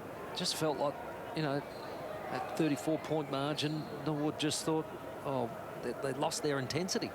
And Sturt just absolutely took advantage of it, and now they've got all the momentum. Balderstone with the tap. Penfold in there. Riley using some strength to bullock his way out through there. Evans taken down just as he kicked it by Richards. That was terrific work. He's going to get the free kick, Josh. Great tackle. Looking across ground into the pocket. Louis Johnston's there. Wants to handball over the top, and eventually does. It was well done by Sutcliffe initially there, but Shenton's off and running. Centering the ball now for Mitch Grigg. Grigg coming up for disposal number 5. Hasn't seen a lot of it. The ball trickles over the back, and a chance now for Cole Gerloff. Hand pass is a slow one. Didn't get to Don Barry. Penfold between his legs. Now he's got his hands full. Handball over the top. Carey scoops it up. Run it inside Jack Stevens, who is sold into trouble, but he's good enough to get out of it. Stands up in the tackle. He's kicked though. Giorgio well positioned. Got a big fist on it. Was it Shenton? Yep. And here's Louis Johnston. Hand pass for Matty Nunn. Not a lot to kick to here, so he goes laterally to Balderstone, and he's got the left foot. Look for Dom Barry. Put the ball goal side of him. Cutting across needs to be important, and that was a terrific defensive play coming through there. You have to like that. Outstanding effort. Just smashing that ball out of bounds. And just being able to reset for the double blues. Balderstone had none going past. Give from Greenslade, some quick hands in there. This is Pierce, so Sturt go into attack again. That is a great grab by Patello against Talia. That's outstanding. He's had a couple of good moments, Patello, with some courage and some strong hands. As Battersby kick up is an absolute ripper. And Crocker all alone there. 15 out from goal. He might be able to make up for that one he missed in the first term when he was on the run here. And Matty Crocker just to settle down in front of goal, uses experience. 3 goals, 6 for the season for Matty. Finish this one off, and double blues go into half-time with all the momentum after what looked like a match-winning term by the Redlegs. To put the double blues within reach, and he steers it through. They're 14 points behind Sturt now. This is a great comeback. Well, it's outstanding, isn't it? You know, just when you thought this was all over and done and dusted before half-time, the double blues have just reached in really deep and just pulled something out with absolute intensity, desire and effort. And they've just been able to kick, I think, the last 3 goals, and that makes them well and truly in this game now, only 14 points behind after the Redlegs were dominating. The Redlegs kicked 5 in 12 minutes. Double Blues have now kicked 3 in the last 10 minutes of play. Back to a 14-point margin. So terrific work from the Double Blues. Panos into the middle, but Cahoon's got it again, and the Double Blues, they're hungry for it at the moment. High ball, Sutcliffe the target, brings it to ground. Almost a high tackle. It goes unwhistled. Zach Richards goes through. Now we have got a whistle on play. Free kick Norwood. So we tick over the 30-minute mark here in this second quarter.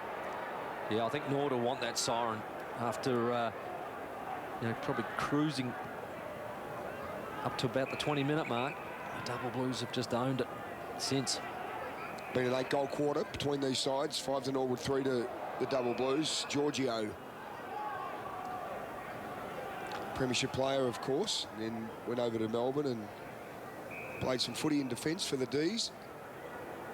Forster drops his little kick forward as well. Dylan Stevens going to go pretty high in the draft, you would think.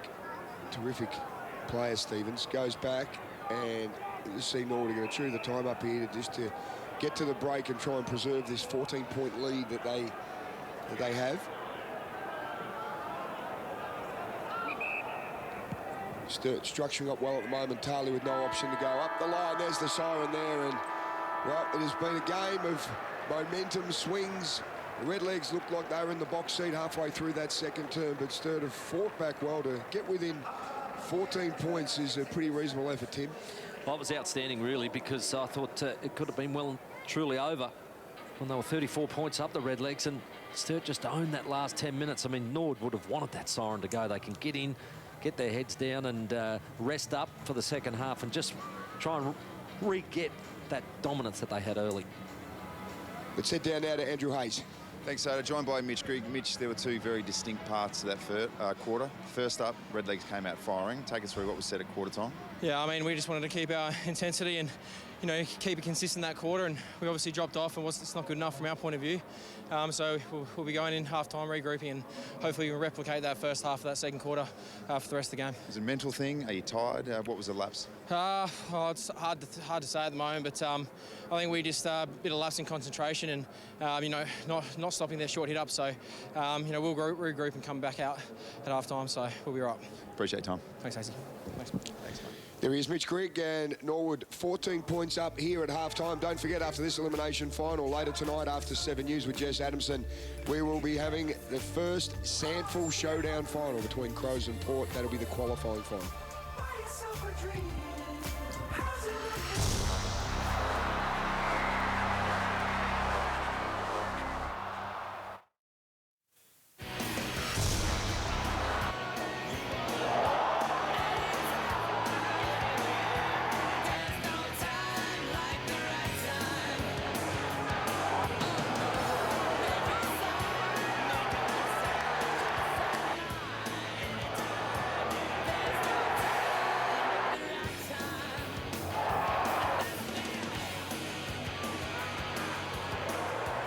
Blues came back hard with the last 3 goals of that term after Norwood just jumped out of the blocks to start that second quarter with the first 5 goals. Anthony Wilson, always dangerous. Cole Gerloff getting plenty of the football, as is Sam Doan. He's up to 23 already. Looking across the stats there, Timmy, now you can see the clearances are now square because Sturt did work their way in there. Absolutely. That second half of that term, I think around about the 20-minute mark, it all just turned, and I reckon they absolutely intensified themselves around the football. It was awesome to watch and got themselves back into a contest that I thought was gone.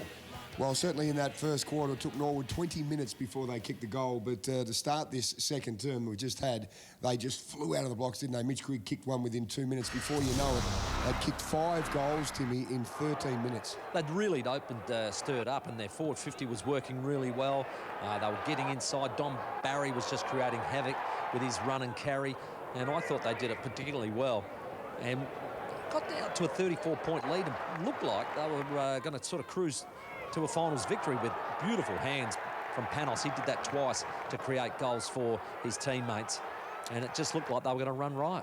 This little man, Anthony Wilson, he is such a dangerous player. He's a live wire, and things just happen, and that speed he has. At Sturt, we can see so far, Joel Parker-Bors on game number 1 has been going with him, and he just can't keep up with him. Yeah, the kicking to him has been good too. Oh, beautiful, and he kicked 2 goals, which was great, but then all the momentum absolutely swapped over to Sturt, who just suddenly found some real zip and energy and intensified around the football. I loved it, and it was started with this goal by Sumner, and then they were just attacking everywhere. Sutcliffe really lifted, took a couple of good grabs, kicked goals, which is important, and the Double Blues were back in the contest and actually had full sway of the momentum in that last 10 minutes. Yeah, I think Norwood were happy to get to the break. You could see them just holding possession to ensure that they can, you know, preserve that 14-point lead that they do have. And the last few minutes, they were just playing that sort of possession style footy, Tim. Correct. And look, Sturt will be in on a high. They'll come out, they'll be buzzing along. What Norwood have to do is just to regroup and say, guys, we had control of that game. Now let's get back to those things that we were doing early in that term. We touched on Anthony Wilson and his speed and how dangerous he's been. But Dom Barry also, his leg speed through the middle of the ground has been really, really important for Norwood. Like I said, they brought him in to sort of bring that midfield run and carry and be able to get the ball over the top of the defenders, and he's been able to do that today on a couple of occasions, and he supplied his own run and carry and kick goals as well. So really important player for the Redlegs. Yeah, he's had a terrific season. Dom Barry's been a great find for them since coming back out of the AFL system with Port Adelaide, the former Tiger. Well, Timmy, plenty to come still. Of course, don't forget, after this elimination final, we do have the qualifying final between Port Adelaide and the Crows. But right now, here at halftime, it is the Redlegs up by 14 points against the Blues in the elimination final.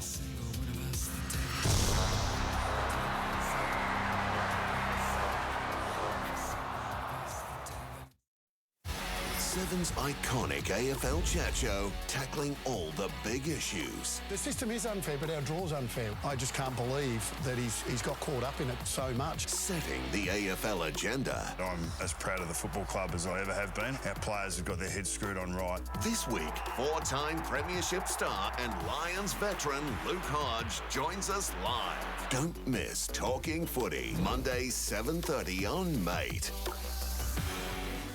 Elimination final, and it is the Double Blues trailing by 14 points here at halftime against the Redlegs, and Norwood got out to a 35-point break halfway through that second term, but the Blues have fought back beautifully. Timmy, we're going to have a look at our round 17 Powerade Star Search player. Obviously didn't have a game, the breakthrough player. Congratulations to Jesse McKinnon from South Adelaide, who picked up the win. Well done. Congratulations on this one. Seen some nice highlights here. And obviously got a nice future down there at Noarlunga. So fantastic for Jesse McKinnon. He'll pick up the slab of Powerade and then go into the running for the prize at the end of the year, $2,000 courtesy of Powerade for the breakthrough player of the year. So well done to Jesse McKinnon from South Adelaide. Nice little finish there as well. And Timmy, we are also going to have a quick check-in and look at round 17 Channel 7 Goal of the Week. Each Wednesday night on Channel 7 you can find out who wins the Goal of the Week in John Casey's segment, and this is the winner, Eamon Wilkinson, from a couple of weeks back. Oh, that's a beautiful volley, isn't it? Out of the air and just got over the line before the defender could get there. What a magnificent volley that. Any EPL player would have been proud of that one. Absolutely, Timmy, and we'll have the round 18 Goal of the Week too at halftime of our qualifying final coming up a little later. Let's head down now to Andrew Hayes. Good on you, Soda. Joined by a couple of very special guests. No real injury concerns for both sides. Sturt's Tom Reed, he had a bit of a dislocated finger in that first half. They strapped him up. He was good to go back. The big one for the quarter was Sam Balderstone from Norwood. It looked like he did a bit of a knee. He hobbled off, pointed to the knee. The physios put him through all the tests. He was fine. They strapped him up. He went back out there. So no real injury concerns for both sides. Sam Balderstone finished off the quarter very nicely indeed. Going to be very interesting to see how Norwood respond. They were smashed at contested possession and inside 50.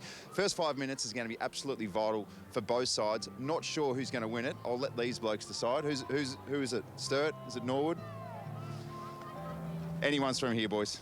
Yeah, Hazy looks like Julian Burton standing there to your left, of course, former Sturt forward. Timmy G, a big game tonight coming up. It is the qualifying final between Port Adelaide and also the Crows. First time we've seen a SANFL showdown final, and, well, not quite sure what we expect here, depending on who plays. We've just got to tidy up those lineups now because of, obviously, AFL commitments, and players have gone off and had some treatment and that sort of thing already. So interesting to see those lineups coming out shortly, but a second half coming up next.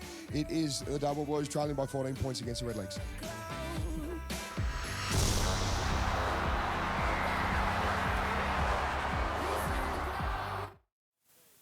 The finals are here.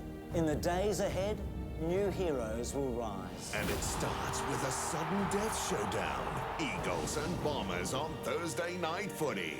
Then a Friday night epic. Geelong and Collingwood at the MCG.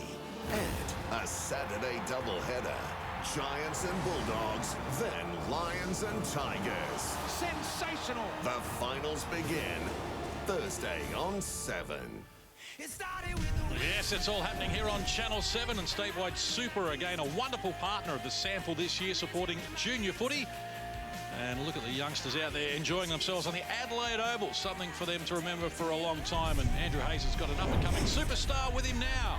Well, there's nothing better than finals footy, and the best thing about the doubleheader today is there's 2 editions of the Statewide Super Mini Leaguer of the Week. First up, Lockie Fitzner from the Paynham Footy Club. Congratulations, mate. Get that around your neck. You're a champion. Alrighty, let's get to know you. First of all, what position do you play on the ground? full forward mostly. Why do you play full forward? Well, because my dad plays me there. Oh, so your dad put you there. So, he's the coach. All right, so he makes all the decisions. You kick goals? Yeah, fair few. All right, let's play hypotheticals. I'll give you $1 million. What do you do with it? Go on a holiday. Go on a holiday? Pretty serious holiday. Yeah, to who? To maybe the Collie Run Foundation. There you go. Cyberbullying. Wise words, beyond your years. This is an obvious question, obvious answer. Who do you go for in the SANFL? Nord. Favourite player? Zach Richards. Give us a result for Sturt v Norwood. Nord. Norwood. You had to think about that? No. All right, mate, congratulations. You're the first edition of the Statewide Super Mini League of the week. I hope your Norwood Red Legs get up. Yeah. Cheers, mate. Back to you, Soda. Good on you, Hazy. Statewide Super, wonderful supporters of SANFL football, and if you're interested in a mini league, make sure you contact your SANFL club. And Timmy G, just watching the mini league at half-time, I did see a bow and arrow from one of the young Sturt kids. Gotta love that. Very, very nice indeed. I like it. Xavier Dersma starting that little trend, and that's terrific. The little fellas kicking the goal and doing it themselves. And of course, all the junior footballers at the moment playing finals as well as the SANFL seniors that we've got here on Channel 7. And good luck to all the youngsters involved. Yes, absolutely. It is definitely going to be finals weather, isn't it? I looked at next week as well, and we're definitely getting the change of season coming through, and it's a great time of year to be playing football. Well, Timmy, obviously you love this time of year because this is where you did your very best work with your 7 flags, Timmy G. Oh, look, I counted them up the other day. Played 33 finals. Wow. Is that right? Yeah, so there's a lot of games, isn't it? I hope you took it 1 week at a time rather than getting ahead of yourself here with the weather forecast for next week. But if you play 20 games, it's sort of like it's almost a season and a half. Didn't have much on during the week, Timmy? Just going back through the stats and reliving the career? Well, I thought, we're coming into finals. Maybe I should just find out how qualified I am. That is fantastic, 33. And I'd say the winning ratio would have been very, very high. 22. Yeah, 22, so good. yeah, so not a bad run, but I love September. Don't worry about that. It was a privilege. It felt great, but you wanted to, when I hear people say just go and enjoy it, all the rest of it, you can't enjoy it. There's too much on the line. Yeah. There's too much on the line, and when you want it more, that's what happens. You dig deep when you have to, and I thought Sturt did that late in that second term, where I think they felt it slipping away, and they just said, no, we're not going to allow that to happen.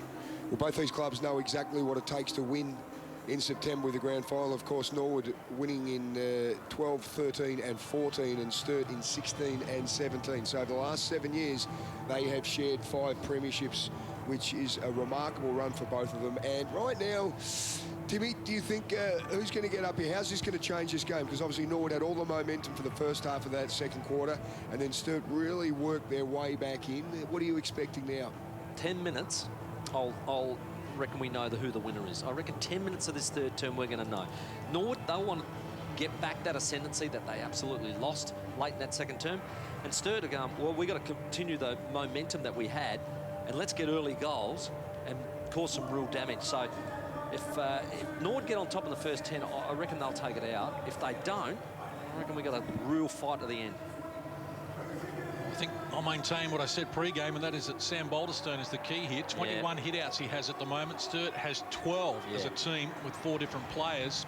Faye Sparks with 8 has the most. Isn't it? But massive. Sturt started to read his hand, didn't they, late in that second term, and that's probably what they're going to have to do again in this term, because they dominated centre clearances early, and then Sturt got every one of them and caused the momentum shift. That's set to go in the second half. End of the season for one of these teams at the end of this, and the other will progress as the third quarter starts, and it's Balderstone in the ruck. We're going to recall that. What was the old saying? Mothballs. Mothballs. Mothballs for one of them. Balderstone could barely get off the ground there. Faye Sparks more athletic. A shark there by Gerloff. Declan Hamilton dragged down by Crocker. Going without it on that occasion was Faye Sparks. And Eddie Betts is in the house here. Of course, the Adelaide Crows and Port Adelaide still to come. Good to see Eddie out supporting his club. And Soda, is that his brother-in-law next to him, the one that had to get the tattoo of Eddie on his bottom? It could well be. Timmy G it might be. Ended up getting a little cartoon character of Eddie from his children's books now that he's written. That's a classic. Superstar. Eddie's Little Homies. Yes. Little Boys in the Book. Great books, actually. My People and My Kind. The titles for those books. Yeah, there you go. I heard him talking the other night about him. Proud of his work. So a minute played. We haven't been out of the centre square here at the moment, term number 3. But it's now going forward. Josh Hone. He bangs it onto the boot inside 50. Patello, deft tap, worked at the Sutcliffe, needs his left foot. Cameron Ball going back with him. It hasn't got the speed. Sutcliffe goes with the right foot, and he wanted his left. And it's a minor score as he crashes into the left post. So they've hit the post twice now in the game and kicked out of bounds on the full Sturt. Yeah, very interesting there. Also saw Zane Kirkwood starting in a forward pocket. A little unusual for the skipper. McKenzie clearing kick from defence. Up Edmonds. Over the top of him is Barry, the speed. We talked about him at half-time, and he's going to take him on. He takes phase Barks on, almost runs himself into trouble, and then just good hands. Gets it up again after dropping a little kick in there, and he's going to go. He's got Pearce this time on his tail. His kick, Barry, is a ripper. Greg couldn't quite hold on to it. Harms did well. He's going to run away with it. Outstanding effort by Harms, and the last line of defence, that was... goal-saving work. Absolutely. And maybe a goal-creating at the other end as Greenslade takes the mark here. Short kick into the middle. Calhoun coming up for disposal, number 24.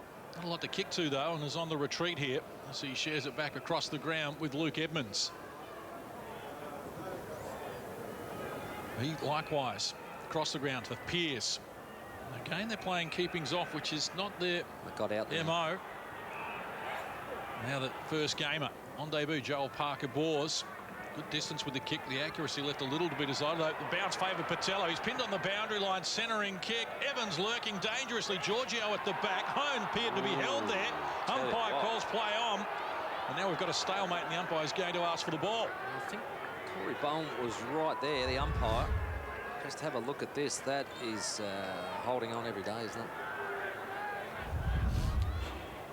Balderstone with the tap, jumping up high at it, trying to get hold of it was little Johnny Greenslade. Effervescent character that he is, a premiership player, of course, with the Blues.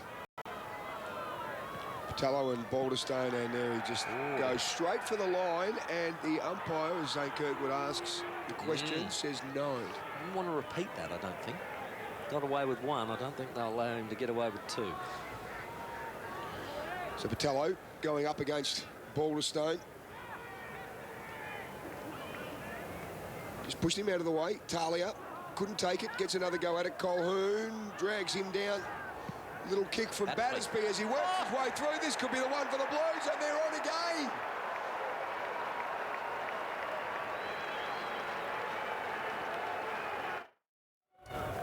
Was it just sheer desire, just belts his captain out the way to have the big slap at goal. Magnificent by Battersby on the National Pharmacy's optical replay. An outstanding goal, a team-lifting goal. And the Double Blues get the first blood in the third term. And the third in a row as well, Tim, bracketed across half-time with the last two of term number 2. Here's Balderstone flying. Battersby Sharks it once more. Their tails up at the moment, the Double Blues. Hone dragged off it by Forster. Now a chance for Shenton as he shreds one would-be tackler away. In close quarters, he's got Tom Forster. Kick didn't do Wilson any favours. Sumner overran it as well. Shenton kept running. He's got Wilson on the outside. Oh, just couldn't handle it. Trickles out of bounds, and we'll have a boundary throw in. 5 minutes played, term number 3, and just 7 points separating these teams. Feel a little momentum shift too, you know, just in moments, small moments that you just got to keep chipping away at. 5 minutes gone, 7 points. Norwood out by 34 points halfway through that second term. The Blues go again. You're right, Tim. They are reading the hand of Balderstone now, the Sturt midfielders. Mark's taken there by McKenzie. He's up to possession number 12 coming his way. Just drops the kick into Big Baldy. Played his footy with Mount Compass before he embarked on his SANFL career, and premiership player, of course, and, well, most influential ruckman in the competition. Without doubt, he shed a lot of weight, too, to come from Mount Compass to be playing here in the SANFL. Had a bit of AFL interest, too, over the years. As legs going into attack. It's a good kick, Mark, not quite completed. It was Hamilton with the kick. Here's Barry. Wheels around onto his left foot, right into the square. Mark. And a big mark from a big man. Brady Dorr, 200 gamer. Well, that's an important one for Norwood too. And Dom Barry, once again, involved in the play, kicking it to the dangerous spot. And we know that Sturt aren't overly gifted with tall players. Brady Dorr kicked one off the ground in the first quarter. He's got his second for the game.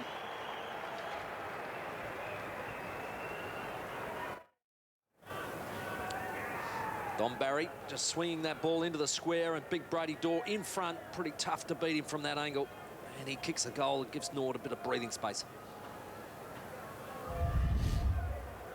So the double blues sharking the Balderstone tap pretty well. This is Dylan Stevens this time, off the side of the boot, fortuitously for Declan Hamilton. And he gets it back inside. Dylan Stevens. Now they're asking a lot of Dom Barry. He's everywhere at the moment. And a chance for Greg. Hasn't seen a lot of it. They drag him down. Dom Barry might kick it himself. Likes it off the boot. Goal umpire doing some work. It shaved the post again. He's active though, and that's what Norwood need. And he's trying to provide the spark. They got the centre clearance, which is all important. The double blues, I think they're here to stay. They want to keep having a crack. Tommy Harms, Emmanuel College prospect, goes with a long kick. Balderstone phase sparks at the back. Penfold had it coming through. Campbell tackled, give it to Stevens. Quick kick from Hamilton just to get things moving though. Right across into the arms of Daniel Pearce. So Sturt now working their way back forward. Greenslade, there was no one on the mark. He decided to wait, but he's going to get a 25 because none ran through the protected area to get to the mark. So there's a chance now for Sturt to go right into attack. Greenslade just drops it in short to skipper Kirkwood. Shoots it across now to Sumner, so just maintaining possession, waiting for the best avenue to goal. Sumner gets around, goes on his left foot, drills the kick in hard and low. Sutcliffe was the target over his head. Evans close to the line, they want to try and keep it in. Giorgio, big body slam, did wonderfully well. Yeah, just got hold of him here, wrapped him up, pinned the arm, can't get that one out. Certainly with a size advantage there, Georgia. Good battle between he and Mark Evans as Balderstone wins the tap. Close to the boundary line and over once more. So 9.5 minutes played in this third term. Redlegs by 14 points as Matty Panos, along with Tommy Forster and Ed Smart on the bench for Norwood at the moment. Yeah, Matty Panos, just the 5 disposals. Some of the guys that are racking it up, Cahoon 25, Battersby 15, Kirkwood 13, and also got Dom Barry getting 19 possessions, and Louis Johnson and Shenton 16 apiece with Gerloff 18. Jack Penfold awarded with the free kick there, and he clamps on Mitch Grigg. Grigg just the 6 disposals, so Panos and Grigg, you know, only 11 disposals between them. That normally doesn't happen. Two high-quality players, two of the very best midfielders in the competition, being well held by the Blues, and that is a terrific kick you heard from Tim Genevieve. Pearce to Reid. Found some space there, the big fella. He made him run into it. He was stationary in the forward line, but Pearce could see that there was a gap in front of him, and so he pushes it out in front of him and makes him run onto it. Look at that.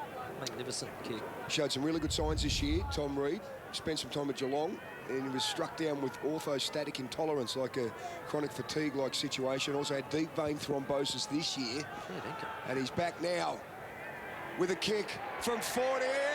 Big Tommy Reid puts it through. They're back within 8 points.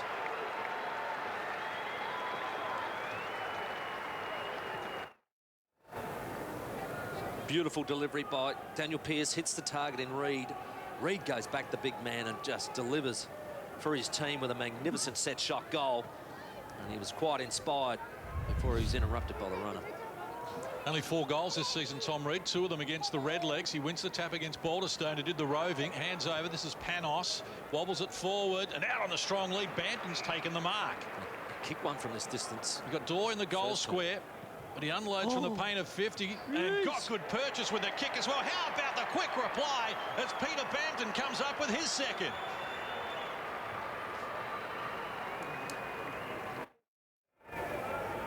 Reid got the tap, but Balderstone got the roving. Gave it off to Panos, and this one wobbled right onto the chest of Bampton, who took it outside 50 and then just rolled around and just launched a huge bomb. And a magnificent goal. And we've got a real tough elimination final on our hands. 29 goals for the year from Peter Bampton, and back into the centre of the ground. Riley just trying to muscle his way through there. Greenslade pinched magnificently by Zach Richards. They're on the run again now, the Legs. Kick dropped in short. Dylan Stevens was a target over his head. He goes back with it now. Stevens wraps him up. And we'll just head down. We've got Cam Shenton down on the bench. Cam, obviously a great second quarter, certainly the first half of that second quarter. They came back at you, but you've come out firing. It's a red-hot contest now. Yeah, no, it's a good, tight contest. Our work rate's pretty good in the start of the second, but then we dropped off a bit, which gave them a chance to come back at us. So we want to make sure our work rate's good for the whole game. And Cam, I just feel like they're reading the ball off of Sam's hand. Yeah, I think they knew that Sammy's going to be dominant, so they had to go and read off him. Good on you, Cam. Thanks for your time, buddy. Thanks, guys. Cheers. And while we were chatting to Cam Shenton, great work by Josh Hone. So we are having a little bit of a shootout to start this third term, and it has come in the form of Hone. Have a look at that, Timmy G. Kick again to his advantage. Yeah, they just got it over the back, and there was a big open 50, so that's a lovely piece of play by the Double Blues to be able to create that goal, and they're very excited about it. And it is going head-to-head, isn't it? Just goal for goal. We've got a real thriller on our hands, I reckon. Neither team wanting to give up. Got 7 goal kickers today, the Double Blues. Hone becomes their first multiple goal scorer, having kicked a goal at that northern end in the opening quarter as well. So 34 for the season. Boulderstone in the ruck, rushes toward it against Faye Sparks. Did well, tapped it to Nunn, who skirts around, has a bounce. Handball back to Boulderstone. Should they ask a lot of the big man, but he seems to be enjoying the challenge. Here's Declan Hamilton inside the square. Lead comes now from Bampton. Ball just sat in the air, opened the door there for Jack Stevens to come across and diffuse a situation. And in fact, it's going to be a last possession out of bounds restart for the Double Blues. Might check in with Andrew Hayes, see if that breeze has dropped away at all. Find that Pearce got some space, goes in with his kick. It's going to be cut off here. Oh, well done. Great work by Edmonds, though. Sturt regained possession, and they've got plenty of space here if they're good enough. Greenslade, his kick now cut off. Great interception there by Ed Smart, and Norwood back on the counter. And this, you're right, Tim, it could be another one there. Riley slimming. The umpire whistle, but he said play on advantage to the Double Blues. Sumner goes in long and hard. Jeez. Giorgio cleans it up. Little flick over the top to Campbell. His kick up, and Wilson leads to it. He's got Jake Parker Bowles wearing him very closely now. Josh Richards' kick is a beauty, and Bampton is on the lead, has a couple of bites at it. Might be too far out this time. Wheels around quickly. His kick into the direction of Brady Dorr, and Stevens going back was Crocker. And he's in massive trouble here. That is a free kick. Terrific tackle. Great pressure, Anthony Wilson. Oh, yeah. Came off hands, and just that lack of awareness from the young fella, not knowing what was around him, and Anthony Wilson just licked his lips and said, "You're guilty. I'll run this one down." He's already got 2, Wilson. So he's got 27 goals for the year. Peter Bampton, 29. To be Norwood's leader in that stat. Let's kick 2. So if we can go back and slot this one. Again, just this seesawing battle that's going on. Terrific game. Anthony Wilson shouldn't have a problem with this one, and he does. That's the post. He won't be too happy with himself on that one. That would have just maintained a little 2-goal buffer for him. Both teams have hit the post twice today, and it's Norwood by 9 points. We started this term with Norwood leading by 14 after they led by 4 at quarter time.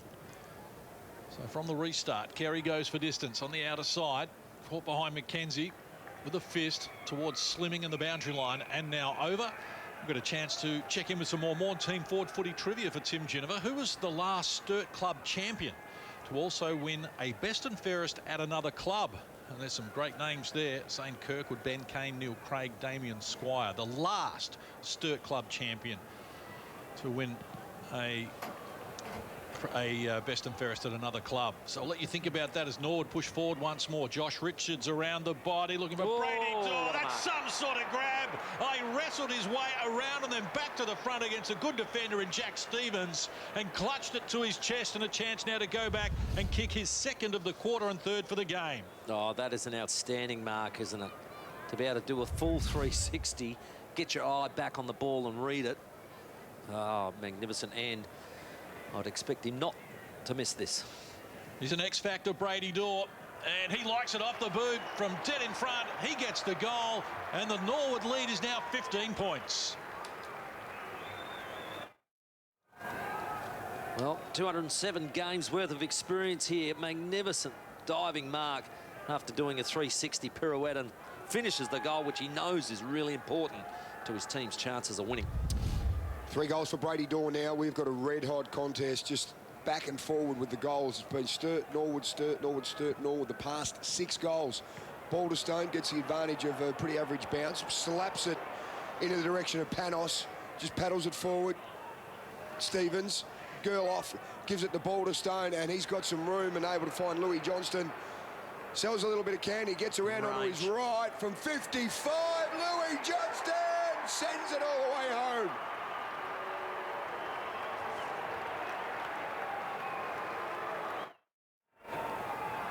Well, you can't let this bloke anywhere near the 50. He is a magnificent kick, and he absolutely speared that one home. The Redlegs having a little bit of momentum shift their way now. Just starting to control things. So the Redlegs back in the middle, and Panos has got it now around the body. His kick, Ed Smart playing in front, only one hand to it. Dom Barry lurking with intent here. Good job there by Steve Slimming, just to keep him honest and work it toward the boundary line. There's the umpire going to see this. He says throw it in. End of time on in the third quarter, and we'll get back to the Morn Team Forward Footy trivia for Tim Ginniver, the last Sturt club champion to also win a best and fairest at another club. I'm going to guess D, Damien Squire, but I don't know for sure. Ben Kane. There you go. I told you I didn't know for sure. Reed wins the tap. Battersby sharked it well, forced his path through. Penfold got the handball off. Here's the first game of Joel Parker Bores. He's got problems again, wrapped up by Wilson. He's holding the ball. Ben Kane, a couple of best and fairest at Glenelg, as well as winning one at Sturt. For those playing along at home. So back-to-back goals for the Redlegs, and they've got all the momentum here at the moment. Double Blues don't want to concede another before three-quarter time, but they've got some defending to do. Louis Johnston, dangerous, but not accurate there as he slams it onto the left boot and through for a minor score to extend the margin now to 22 points. It's a handy lead in what's been a really tight, tough contest since about halfway through that second term. Arms brings it out to broadcast side. Reed the target, and he punches it out, so we'll have another reset. You're right, Tim. 22 points right now. It's just that precarious position for the Double Blues. Andrew Hayes on the boundary. Yeah, a bit of concern for Sturt. We're just seeing Aidan Riley get a bit of work done into that hip. Also the sort of half groin areas. It's his second stint on the bench to get a bit of work done in there. So a bit of concern for Sturt. We'll keep an eye on that one. Battersby just working through. Off the deck goes Panos. Best position though, playing in front. Tommy Harms, and falls for him. That's a good effort too. Doing all the defending at the moment, the Double Blues, and Harms not a lot on offer for him, so dangerous short kick finds Stephen Slimming. They're on their heels to a certain degree here, Double Blues. Slimming with the left boot out wide, coming across the front of the pack there. Giorgio with the left hand knocks it down out of bounds. We'll have a boundary throwing approaching the 23-minute mark of this third quarter. Port Adelaide and the Adelaide Crows still to come after 7 News at 6 o'clock with Jess Adamson. Norwood just been able to get things back on their terms, haven't they? Just started to get their structure back right, and they're feeling a bit better about themselves. Reed reaches out over the top of Balderstone, then goes with the foot. Riley's back on, had one arm pin, managed to get the kick nicely. Kirkwood and Cahoon combine. He looks around for some support. He finds Greenslade. Pearce through the middle of the ground. It's a terrific kick generally. Pearce this time he missed his target of Hone. Would have been a very good quick inside 50 and set shot. Just couldn't hit the target. Norwood gets the restart, last possession out of bounds rule, and Cam Ball finds himself in the opposite defensive pocket. Just having a look around at the moment to go right up the line. Stevens pushes Harms out the way. It's got to be a free kick. and paid. He'll learn to do that better as he gets older. So Tommy Arms pumps the Blues back in, top of the square. Giorgio at the front was Evans. Comes to Vitello around the corner. That's a great kick, and he's nailed it for the Blues, getting back in touch.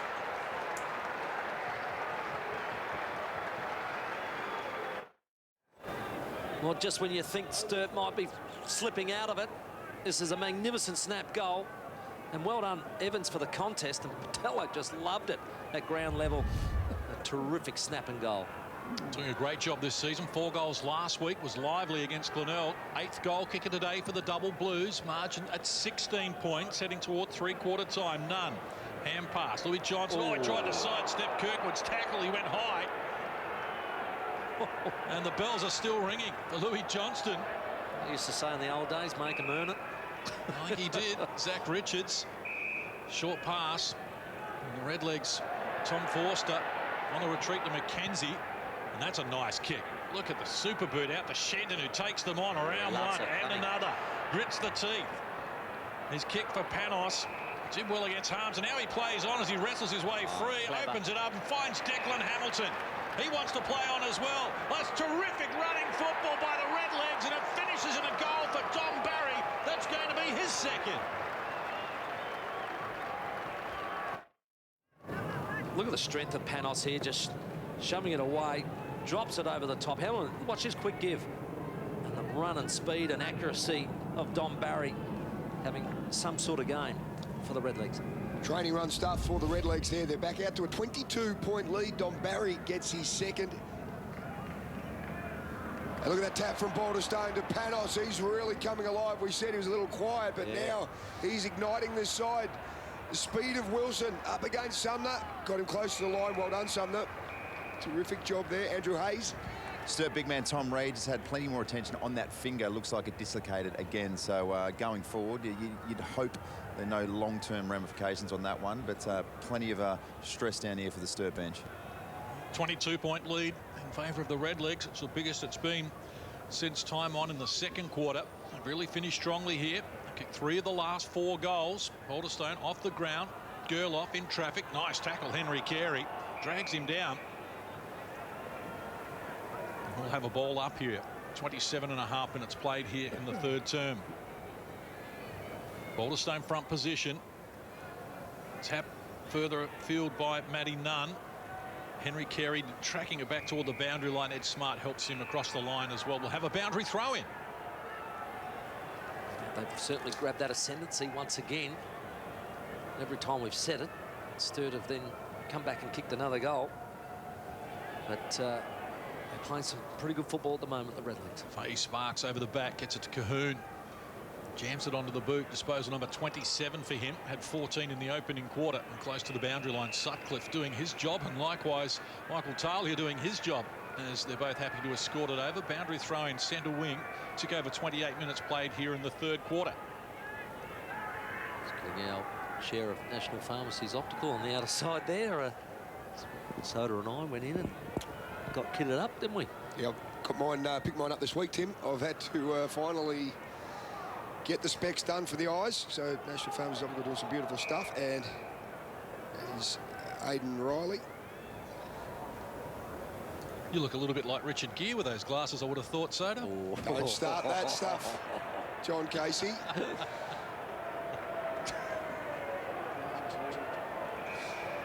You just worry about calling the football there, Case, and we're going to see 25 metres coming for big Sam Balderstone. He's pretty happy about it too. We know for a big fella, Timmy, despite a lot of room between the head and the foot because of his height, he has the ability to kick really well. He does have a very accurate kicker's style, and I reckon distance-wise, I reckon he's just on it.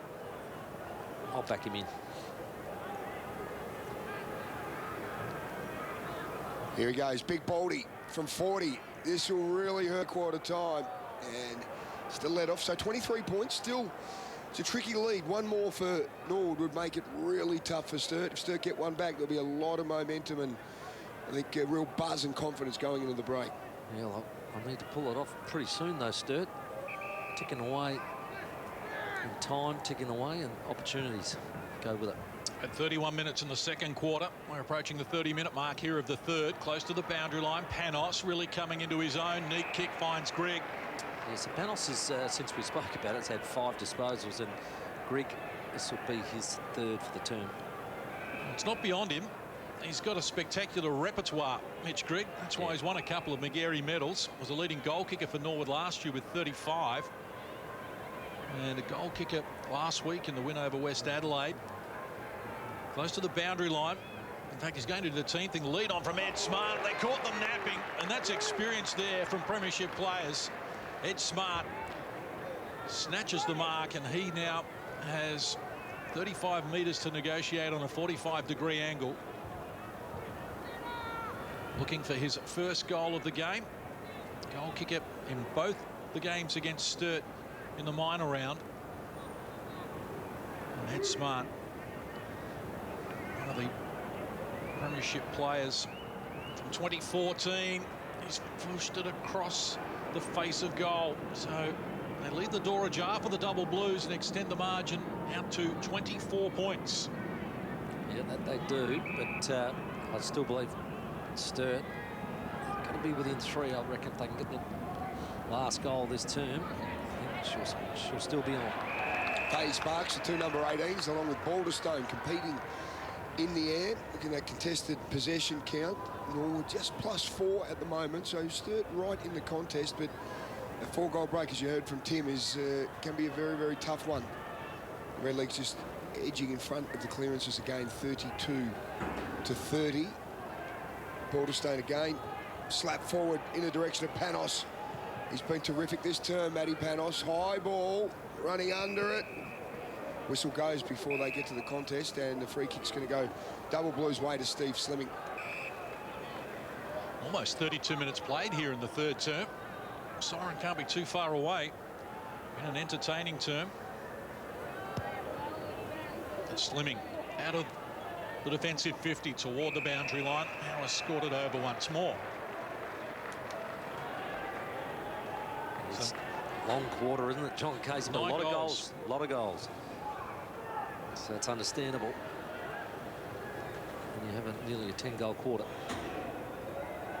5 goals for the Redlegs, 4 for the Double Blues.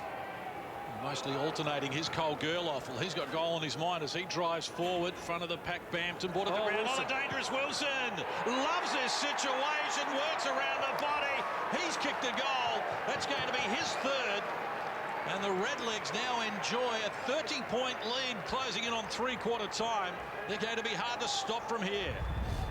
Could be the match winner, just punched away. And I've said about his front centre work before, haven't I?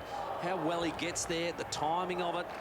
And this time, really clean hands, and he knew how to nail this one. And he is absolutely pumped about it because he was disappointed when he hit the post with his set shot. But he's made up for it there with an absolute ripper.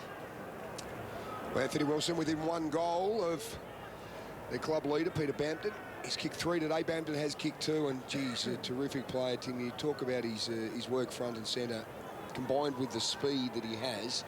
He is a very, very dangerous player. The Redlegs now out by 5 goals. Penfold, Cahoon, under pressure from Gerloff. The umpire, well, going to give Sturt the free kick here. Let it go for a little while to see if they could work their way out of it. But Cahoon with it, possession, number 28 for him. Shoots out a little handball to Sumner. His kick is low and hard, but he's burned it. Turnover. Declan Hamilton with it. Just hold that up. Well, Tim, last week we saw the PA system break down here at Adelaide Oval when Port defeated Freo and couldn't play the song. Maybe the siren system might be on the blink here at the moment because we've played almost 34 minutes. It's amazing, isn't it? Double Blues, well, they're certainly on the canvas at the moment.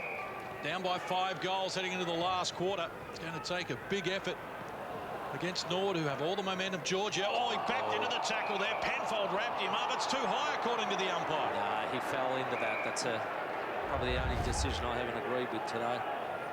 Just got him high, but he sort of fell into it. 10 goals kicked for this term, 6 of them from Norwood. And there is the siren. It's a big, big quarter for the Redlegs. They led by 14 points at half-time. They're now out by 5 goals.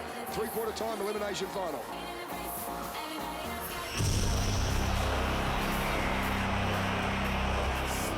Big is coming around and I got big plans. Australia's entirely new streaming channel. The best from US college sports, streaming live and free on 7+. Pac-12, streaming all the time on 7+. All of this. Every ball. Gone! Yes! Every moment. Absolutely superb! It's our national sport when Australia stands together. Oh, he's got him! Magnificent batting! Live, free, and in HD. What a catch! 7. Your home for cricket every summer.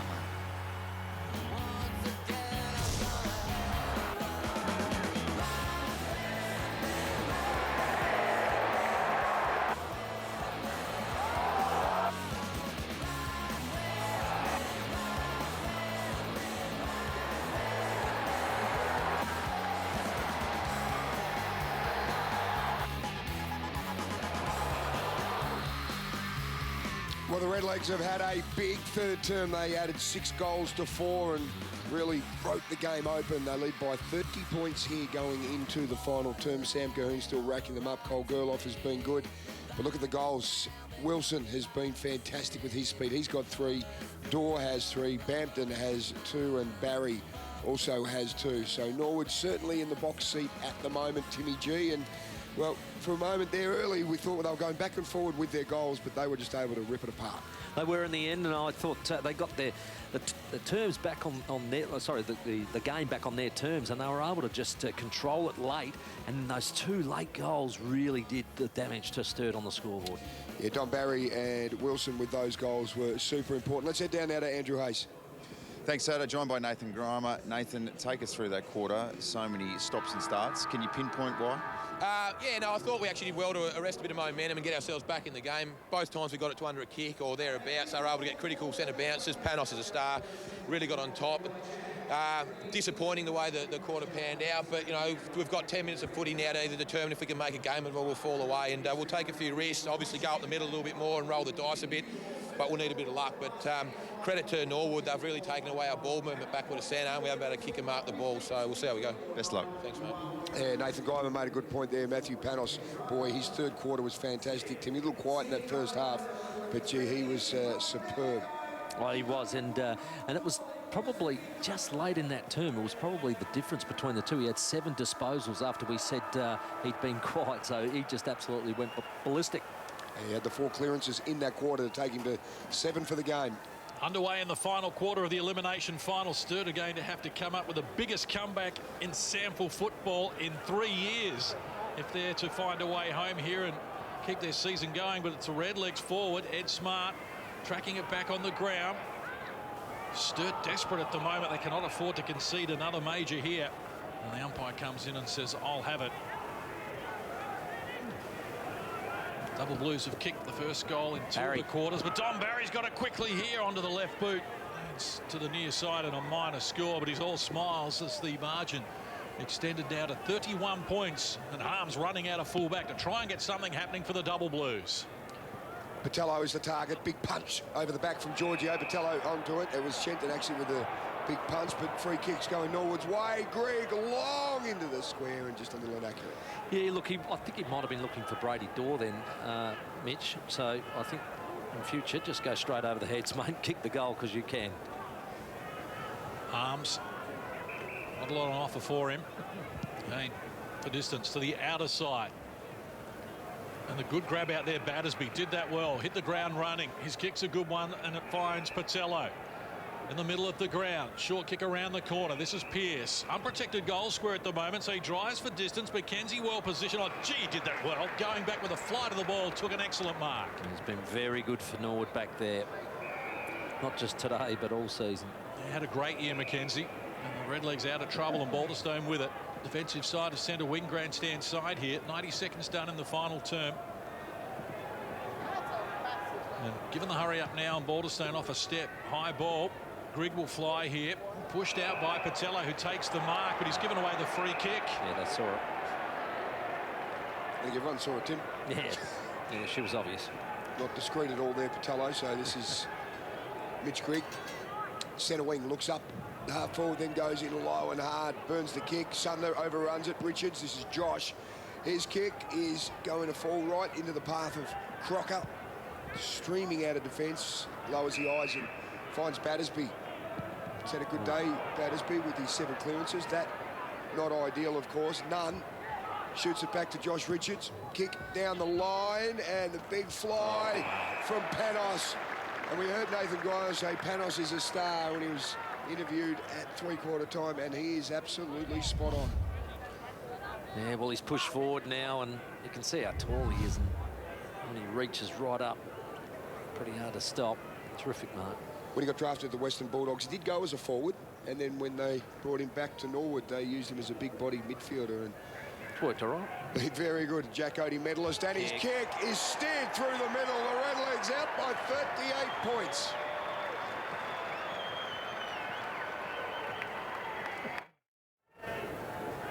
Well, let's look at that again on the National Pharmacy's optical replay. It was worth reliving as Panos kicks the goal, becomes the 8th goal kicker for the Redlegs, and he's now kicked 20 goals this season, Matty Panos. 20 goals, 5 at an 80% clip. He is exquisitely skilled. As Reid wins the free kick in the middle. Nice pass for Cahoon, running past Kirkwood. They're looking for the quick reply, and Kirkwood drives to the top of the square. Good and mark. at the back, it's Sutcliffe again, making something out of nothing. He loves doing that, doesn't he? He actually probably prefers to be behind his opponent rather than in front, and he seems to be able to read it a lot better there, and he's taken another hanger and should finish off for his teammates. Doesn't see a lot of it. 9 disposals, 2 goals last week. 7 disposals, 2 goals last time he played against Norwood. Sutcliffe comes forward here, looking for his 2nd goal. Again, the left footer, point blank range. They've got the quick reply, and Sturt will not lie down.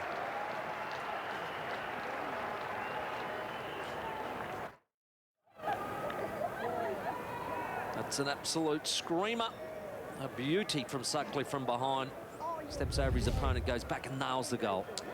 Gets his 2nd, Sutcliffe. Blues back to within 32 points, so within reach if they are good enough. The bounce, that'll have to be recalled.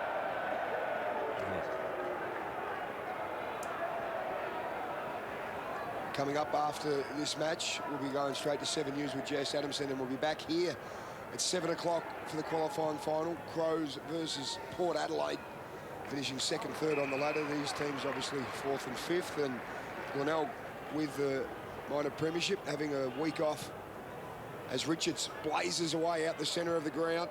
Bampton just held as he was going for the contest. Edmonds fires out the handball to Sumner. Good tackle by Brady Dorr. Bit of a hit and hope, a handball. Crocker. Stevens pinched by Slimming. The whistle's gone. That was going to be a free kick to the legs. Stevens, is it? I reckon. Didn't receive that one. Certainly is, Tim. Fires off a handball. Oh, looking for Louis Johnston with his long kick. Gives it back to Stevens. Handball to Barry. Can he straighten and put it through? No. Out the full from Dom. Well, he's apologised, but he's been a terrific player for him today. Dom Barry, 22 disposals. 2 goal 3 and an out in the full. Real X factor. Dom Barry. Remembering that the team that finished 5th last season went all the way to win the premiership. Yeah, the Roosters were on fire, weren't they? Rampaging through there. Probably their elimination final was their toughest win, wasn't it? The Panthers. And the Double Blues, who didn't win a final last year, went out in straight sets. Look as though they're headed for an early exit here as well. Of course, if you joined us late, no, Fraser Evans did a hamstring during the week. There's a huge bloke.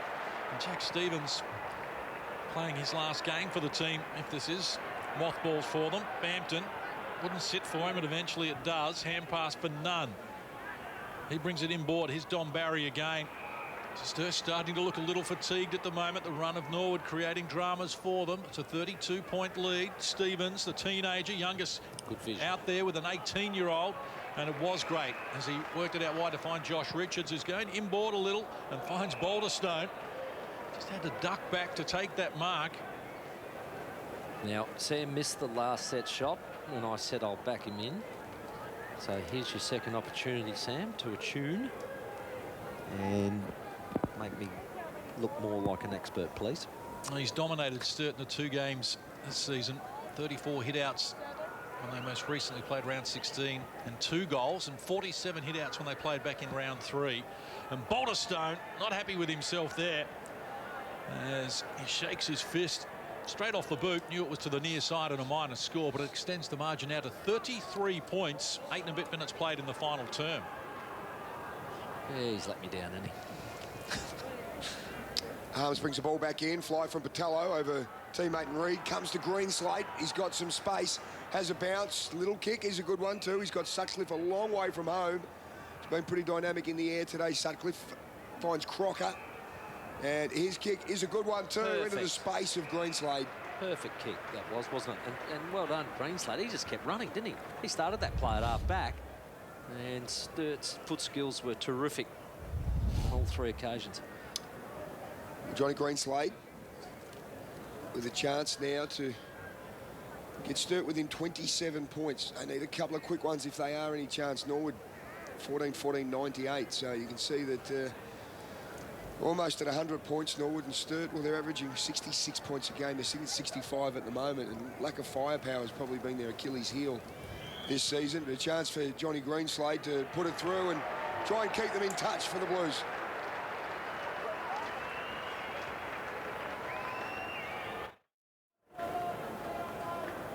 And a nice finish for a lot of hard work by John Greenslade, who started the play at half back and ended up kicking the goal. Boulderstone in the ruck with Reed. Panos landed in his lap. He's wrapped up by a Kirkwood tackle straight away with no prior, so we'll reset. Took over 10 minutes played. Final quarter. Reed roved his own tap. Handballed out. Patello taps it forward. Norwood, well, there's so many around it, they all stood off it though. Zach Richards wanted Giorgio to go get it. He was expecting Zach Richards to go get it. And that allowed time for Double Blues to force a stalemate. Boulderstone against Reed. Going 2 against him at the moment. Patello found it. Wobbles it forward from the 50-metre arc. And the ball trickles out of bounds. It could be for last possession out of bounds. And a restart here for the Redlegs. And Talia's going to... Oh, poor kick from Talia. Opened the door. Josh Home took the mark. Can play on and go to work. Kick the goal as well. And the Double Blues have kicked 3 in a row. And here they come.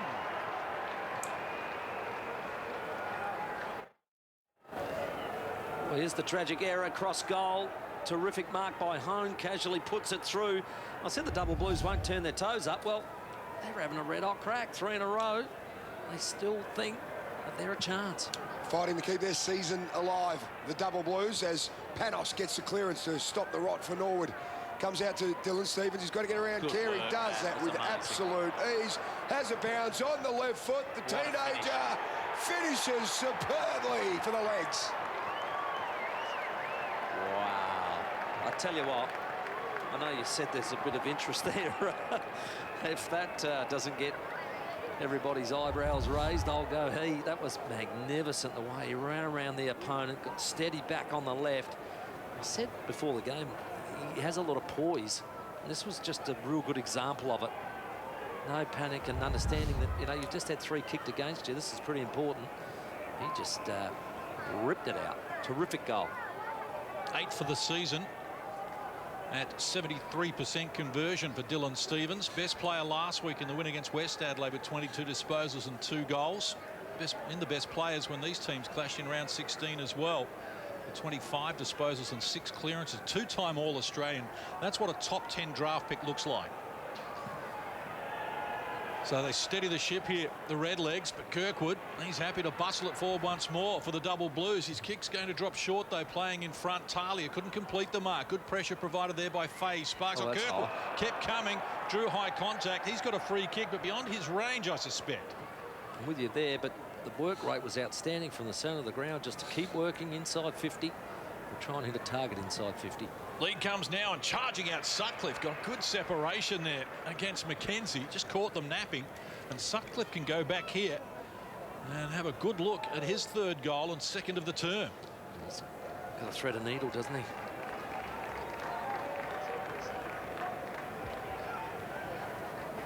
So the Double Blues, their hopes resting on the chances of Jake Sutcliffe kicking his 3rd goal from a tight angle. He likes it. He likes it a lot.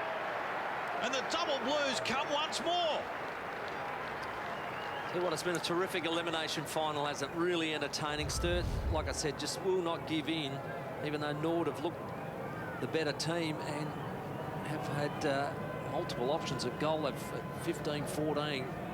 So it's been a high-scoring affair, this elimination final. After it started off very slowly in the first term, it was only 2-goal, 4-2-goal, and it took us about 15 minutes to get a goal in that first term. And now it's been just going up and down, goal for goal, and Sturt just keep this elimination final alive. So Jade Sutcliffe has 3 goals. 21 points is the lead. Back-to-back goals needed by the Double Blues here to stay alive. This is a quick clearance here from Battersby, up into attack again, and a big, strong mark from a young man, Faye Sparks. It was a terrific contest, wasn't it? But he had his name written all over it when he was coming out leading. He didn't deviate and takes a mark over his teammate, Daniel Pearce. See how he goes with his kicking. Tom Reed, of course, we saw him kick one in the third. Similar distance.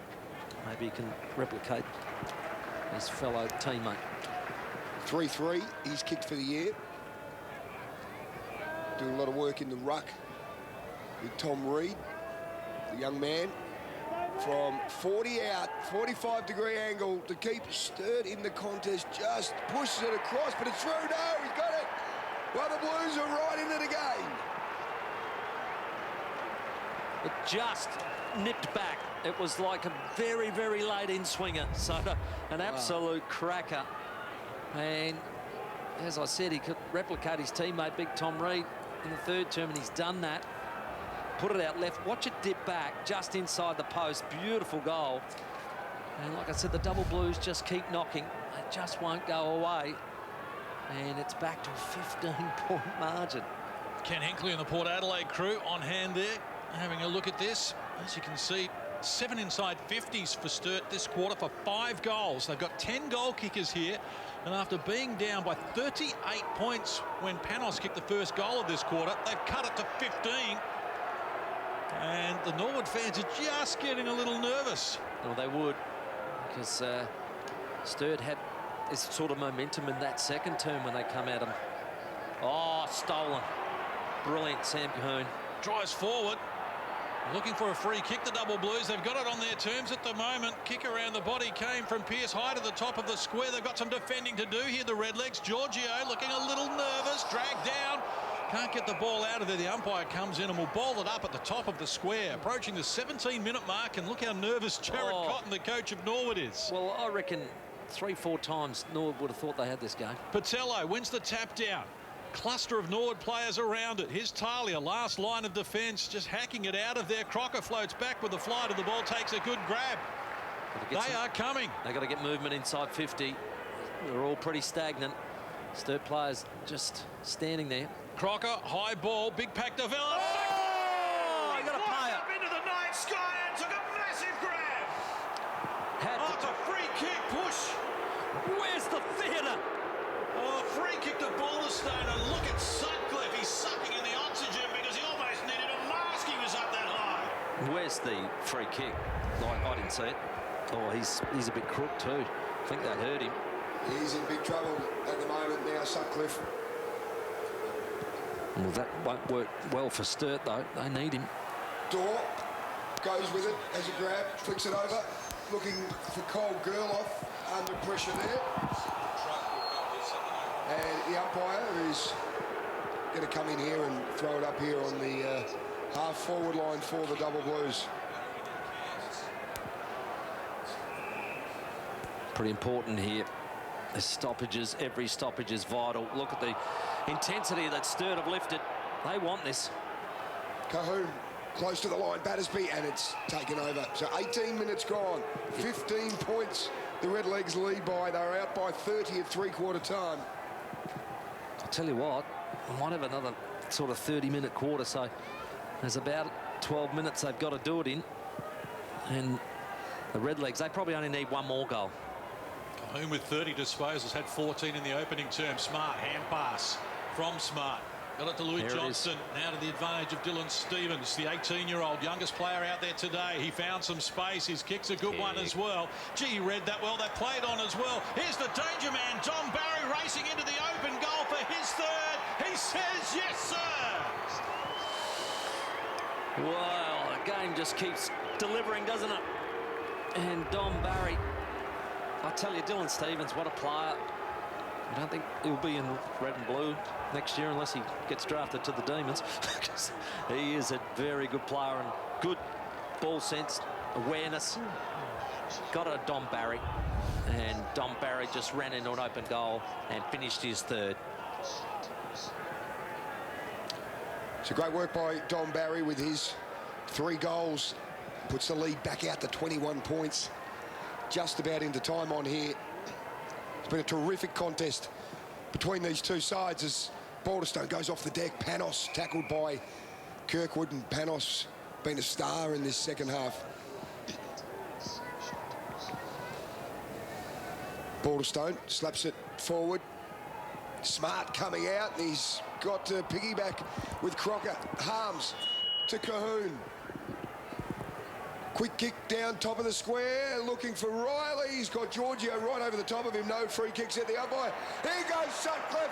He's going to run into the open goal and get his 4th, and they're still in it. There's still a pulse in the season for the Blues. Just won't stop, will it? Just fantastic contest here. He stayed down this time, Sutcliffe. Used his speed and agility to get hold of this one and kick another goal. And so I tell you what, Norwood fans will be thinking, come on, just let us have it, will you? And the Double Blues are not going to do that. Well, it's their highest scoring last quarter of the season, would you believe, for the Double Blues. What a time to produce it. They've kicked 6 straight in this quarter. The highest scoring term overall was 7 goals, 5 against West Adelaide back in round 14, but their best final quarter performance has them back to within 15 points. They were down 38 at the 3-minute mark of this quarter, and Faye Sparks got plenty of life in him at the moment. He jumps into and then over Balderstone, and the Redlegs just clinging here to the lead. It's a 15-point margin, 21 and a bit minutes played here in this final quarter.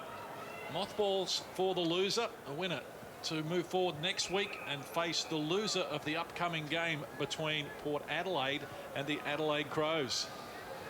These stoppages are just vital. Seeing who can clear it. Sturt have been terrific again, but Balderstone, how good's he? Got it to Smart, who works the handball over the top. Hamilton needs to be swift, and he was. Look out, it's the Dom Barry show with a bounce. 35 metres, but it's pushed across the face of goal and out of bounds on the full for the 3rd time today and the 2nd time in this quarter for the Redlegs. I reckon he's kicked. Has he kicked 3-3? For 3-3 and 2 out in the full. He's had a day out, hasn't he? Yeah, he's been an important player, Dom Barry, no doubt about that. And here's Crocker. Been an open game. Plenty of goals scored. Love seeing that in finals footy. Hone going back Good here. contest. Riley onto it.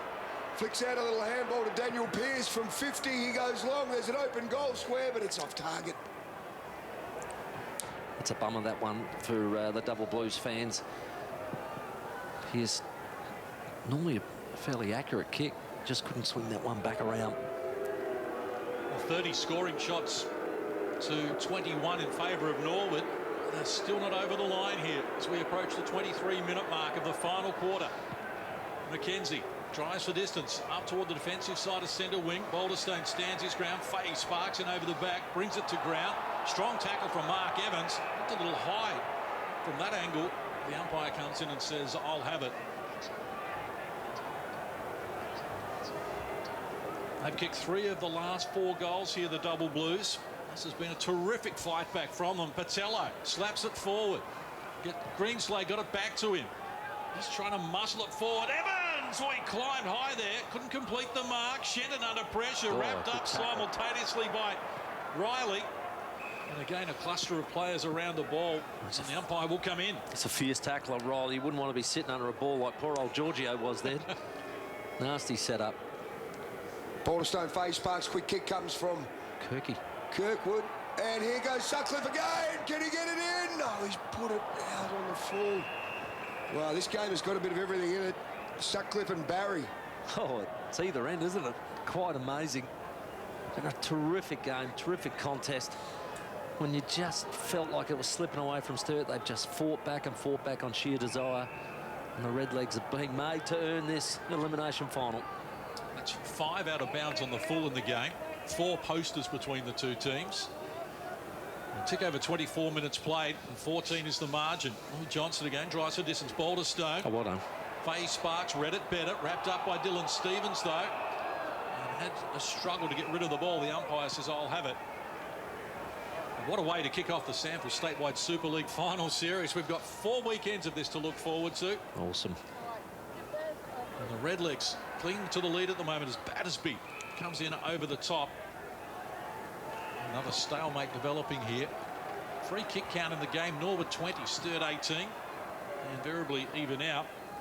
And on a rare occasion, I'd have to say this season, where we haven't seen a goal kicked from a free kick. Oh, Slimming. Almost a wardrobe malfunction as he's dragged down there. And it's holding the ball. Good tackle by Ed Smart. Oh, and that might be 25. No, let him get away with that one. 9 goals this quarter, 25 minutes gone, so you'd think be around the 30-ish mark. We've had a 34-minute quarter in the third quarter, and news will come straight after this. So after the Siren 7 News with Jess Adamson, then we'll be back at 7 o'clock for qualifying final. Port Adelaide taking on the Crows. And well, talking about balls going out in the full, there's another. Port Adelaide against Adelaide. Still to look forward to in a SANFL showdown for a spot against Glenelg the following week. So here's Barry with a bounce in traffic. Look away hand pass for Ed Smart. Wilson available. Ed Smart elects to go a little further than that, and he went too far. It's out of bounds on the full. Amazing amount of out the fulls today. Sturt, that one elusive goal really brings some scoreboard pressure with it, won't it, Tim? If they can get it. Pressure. Cahoon. Out the middle. 32nd disposal. So he won't be near Chris Schmidt's 44 from the grand final in 2015. Tom Reed with it. Lead comes now, charging out. Sutcliffe on the half volley. Riley with it. Daniel Pearce at close quarters. Back to Sutcliffe. Wrapped up by McKenzie in a very strong tackle, dragging him down. We'll have a ball up. 26.5 minutes played, and Sturt inside their attacking 50, trailing by 14 points. Reed just reaches out. Kirkwood trying to get through. Battersby as well. And big Sammy Balderstone getting down and dirty for a big man, doing the work on the deck. Yeah, I think Battersby, Riley, Kirkwood, they just got to read the hand and try and get it off him.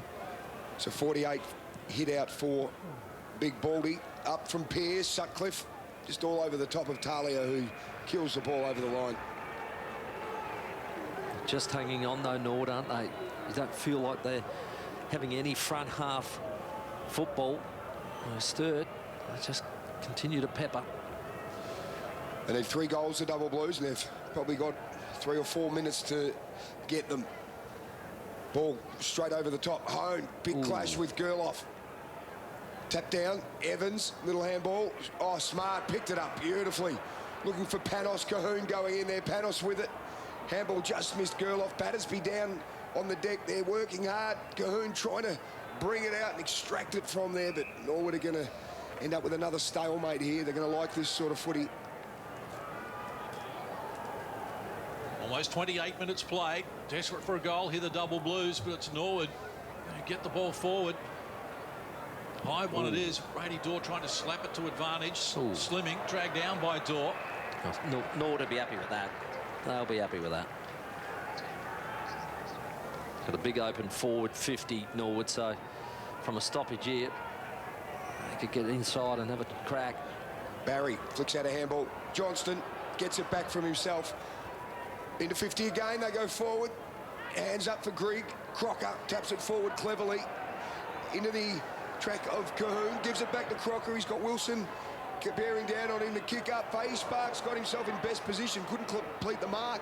Giorgio, and you'd see McKenzie very happy to see that over the line. We will go straight to 7 News on the siren here, and it looks like the Redlegs at 14 points could well be enough. Back at 7 o'clock, Port Adelaide versus the Crows. SANFL showdown final. When these teams last clashed, round 16, Norwood came up with 17 goals, 109, which to date was the highest score against Sturt this year, but they've eclipsed that here today, and they've needed all of their 110 points to get home here. With Sturt keep coming. Louis Johnson, they've got numbers back in defence. Mackenzie around the body. Reed going back, took a shove from Balderstone, so free kick for the Double Blues. We've ticked over 29 minutes here in this final quarter of the elimination final for 2019. And time is of the essence, so Reed just bangs it forward once more, hoping Sutcliffe can get on the end of it. Botello is there as well. Talia with the support of Shenton. Louis Johnston, and they're happy to get it across the line and out of bounds and just buy a little more time. Yeah, I think the time clock might be the enemy of the Double Blues, who have just peppered and peppered this term, trying to create an incredible upset. Norwood just able to probably hang on. 6 goals to 3 from Sturt in this final quarter. Had their fans on the edge of their seats. They're still not done with this. Cahoon works around the body. Dangerous position. Sutcliffe. Went early. Oh, with it, Riley. Right at the coalface where you'll find him, and he farms out the hand pass now. Wanted Battersby, instead Hone is there and wrapped up by Panos. Terrific tackle. Forcing another stalemate. If he spins out of that, he's going in on open goal. So a terrific tackle. Norwood have been good, 59-50, and there's the siren. The Redlegs are going through to next week, and the Double Blues, the season is over. We're going straight to 7 News. See you back at 7 o'clock.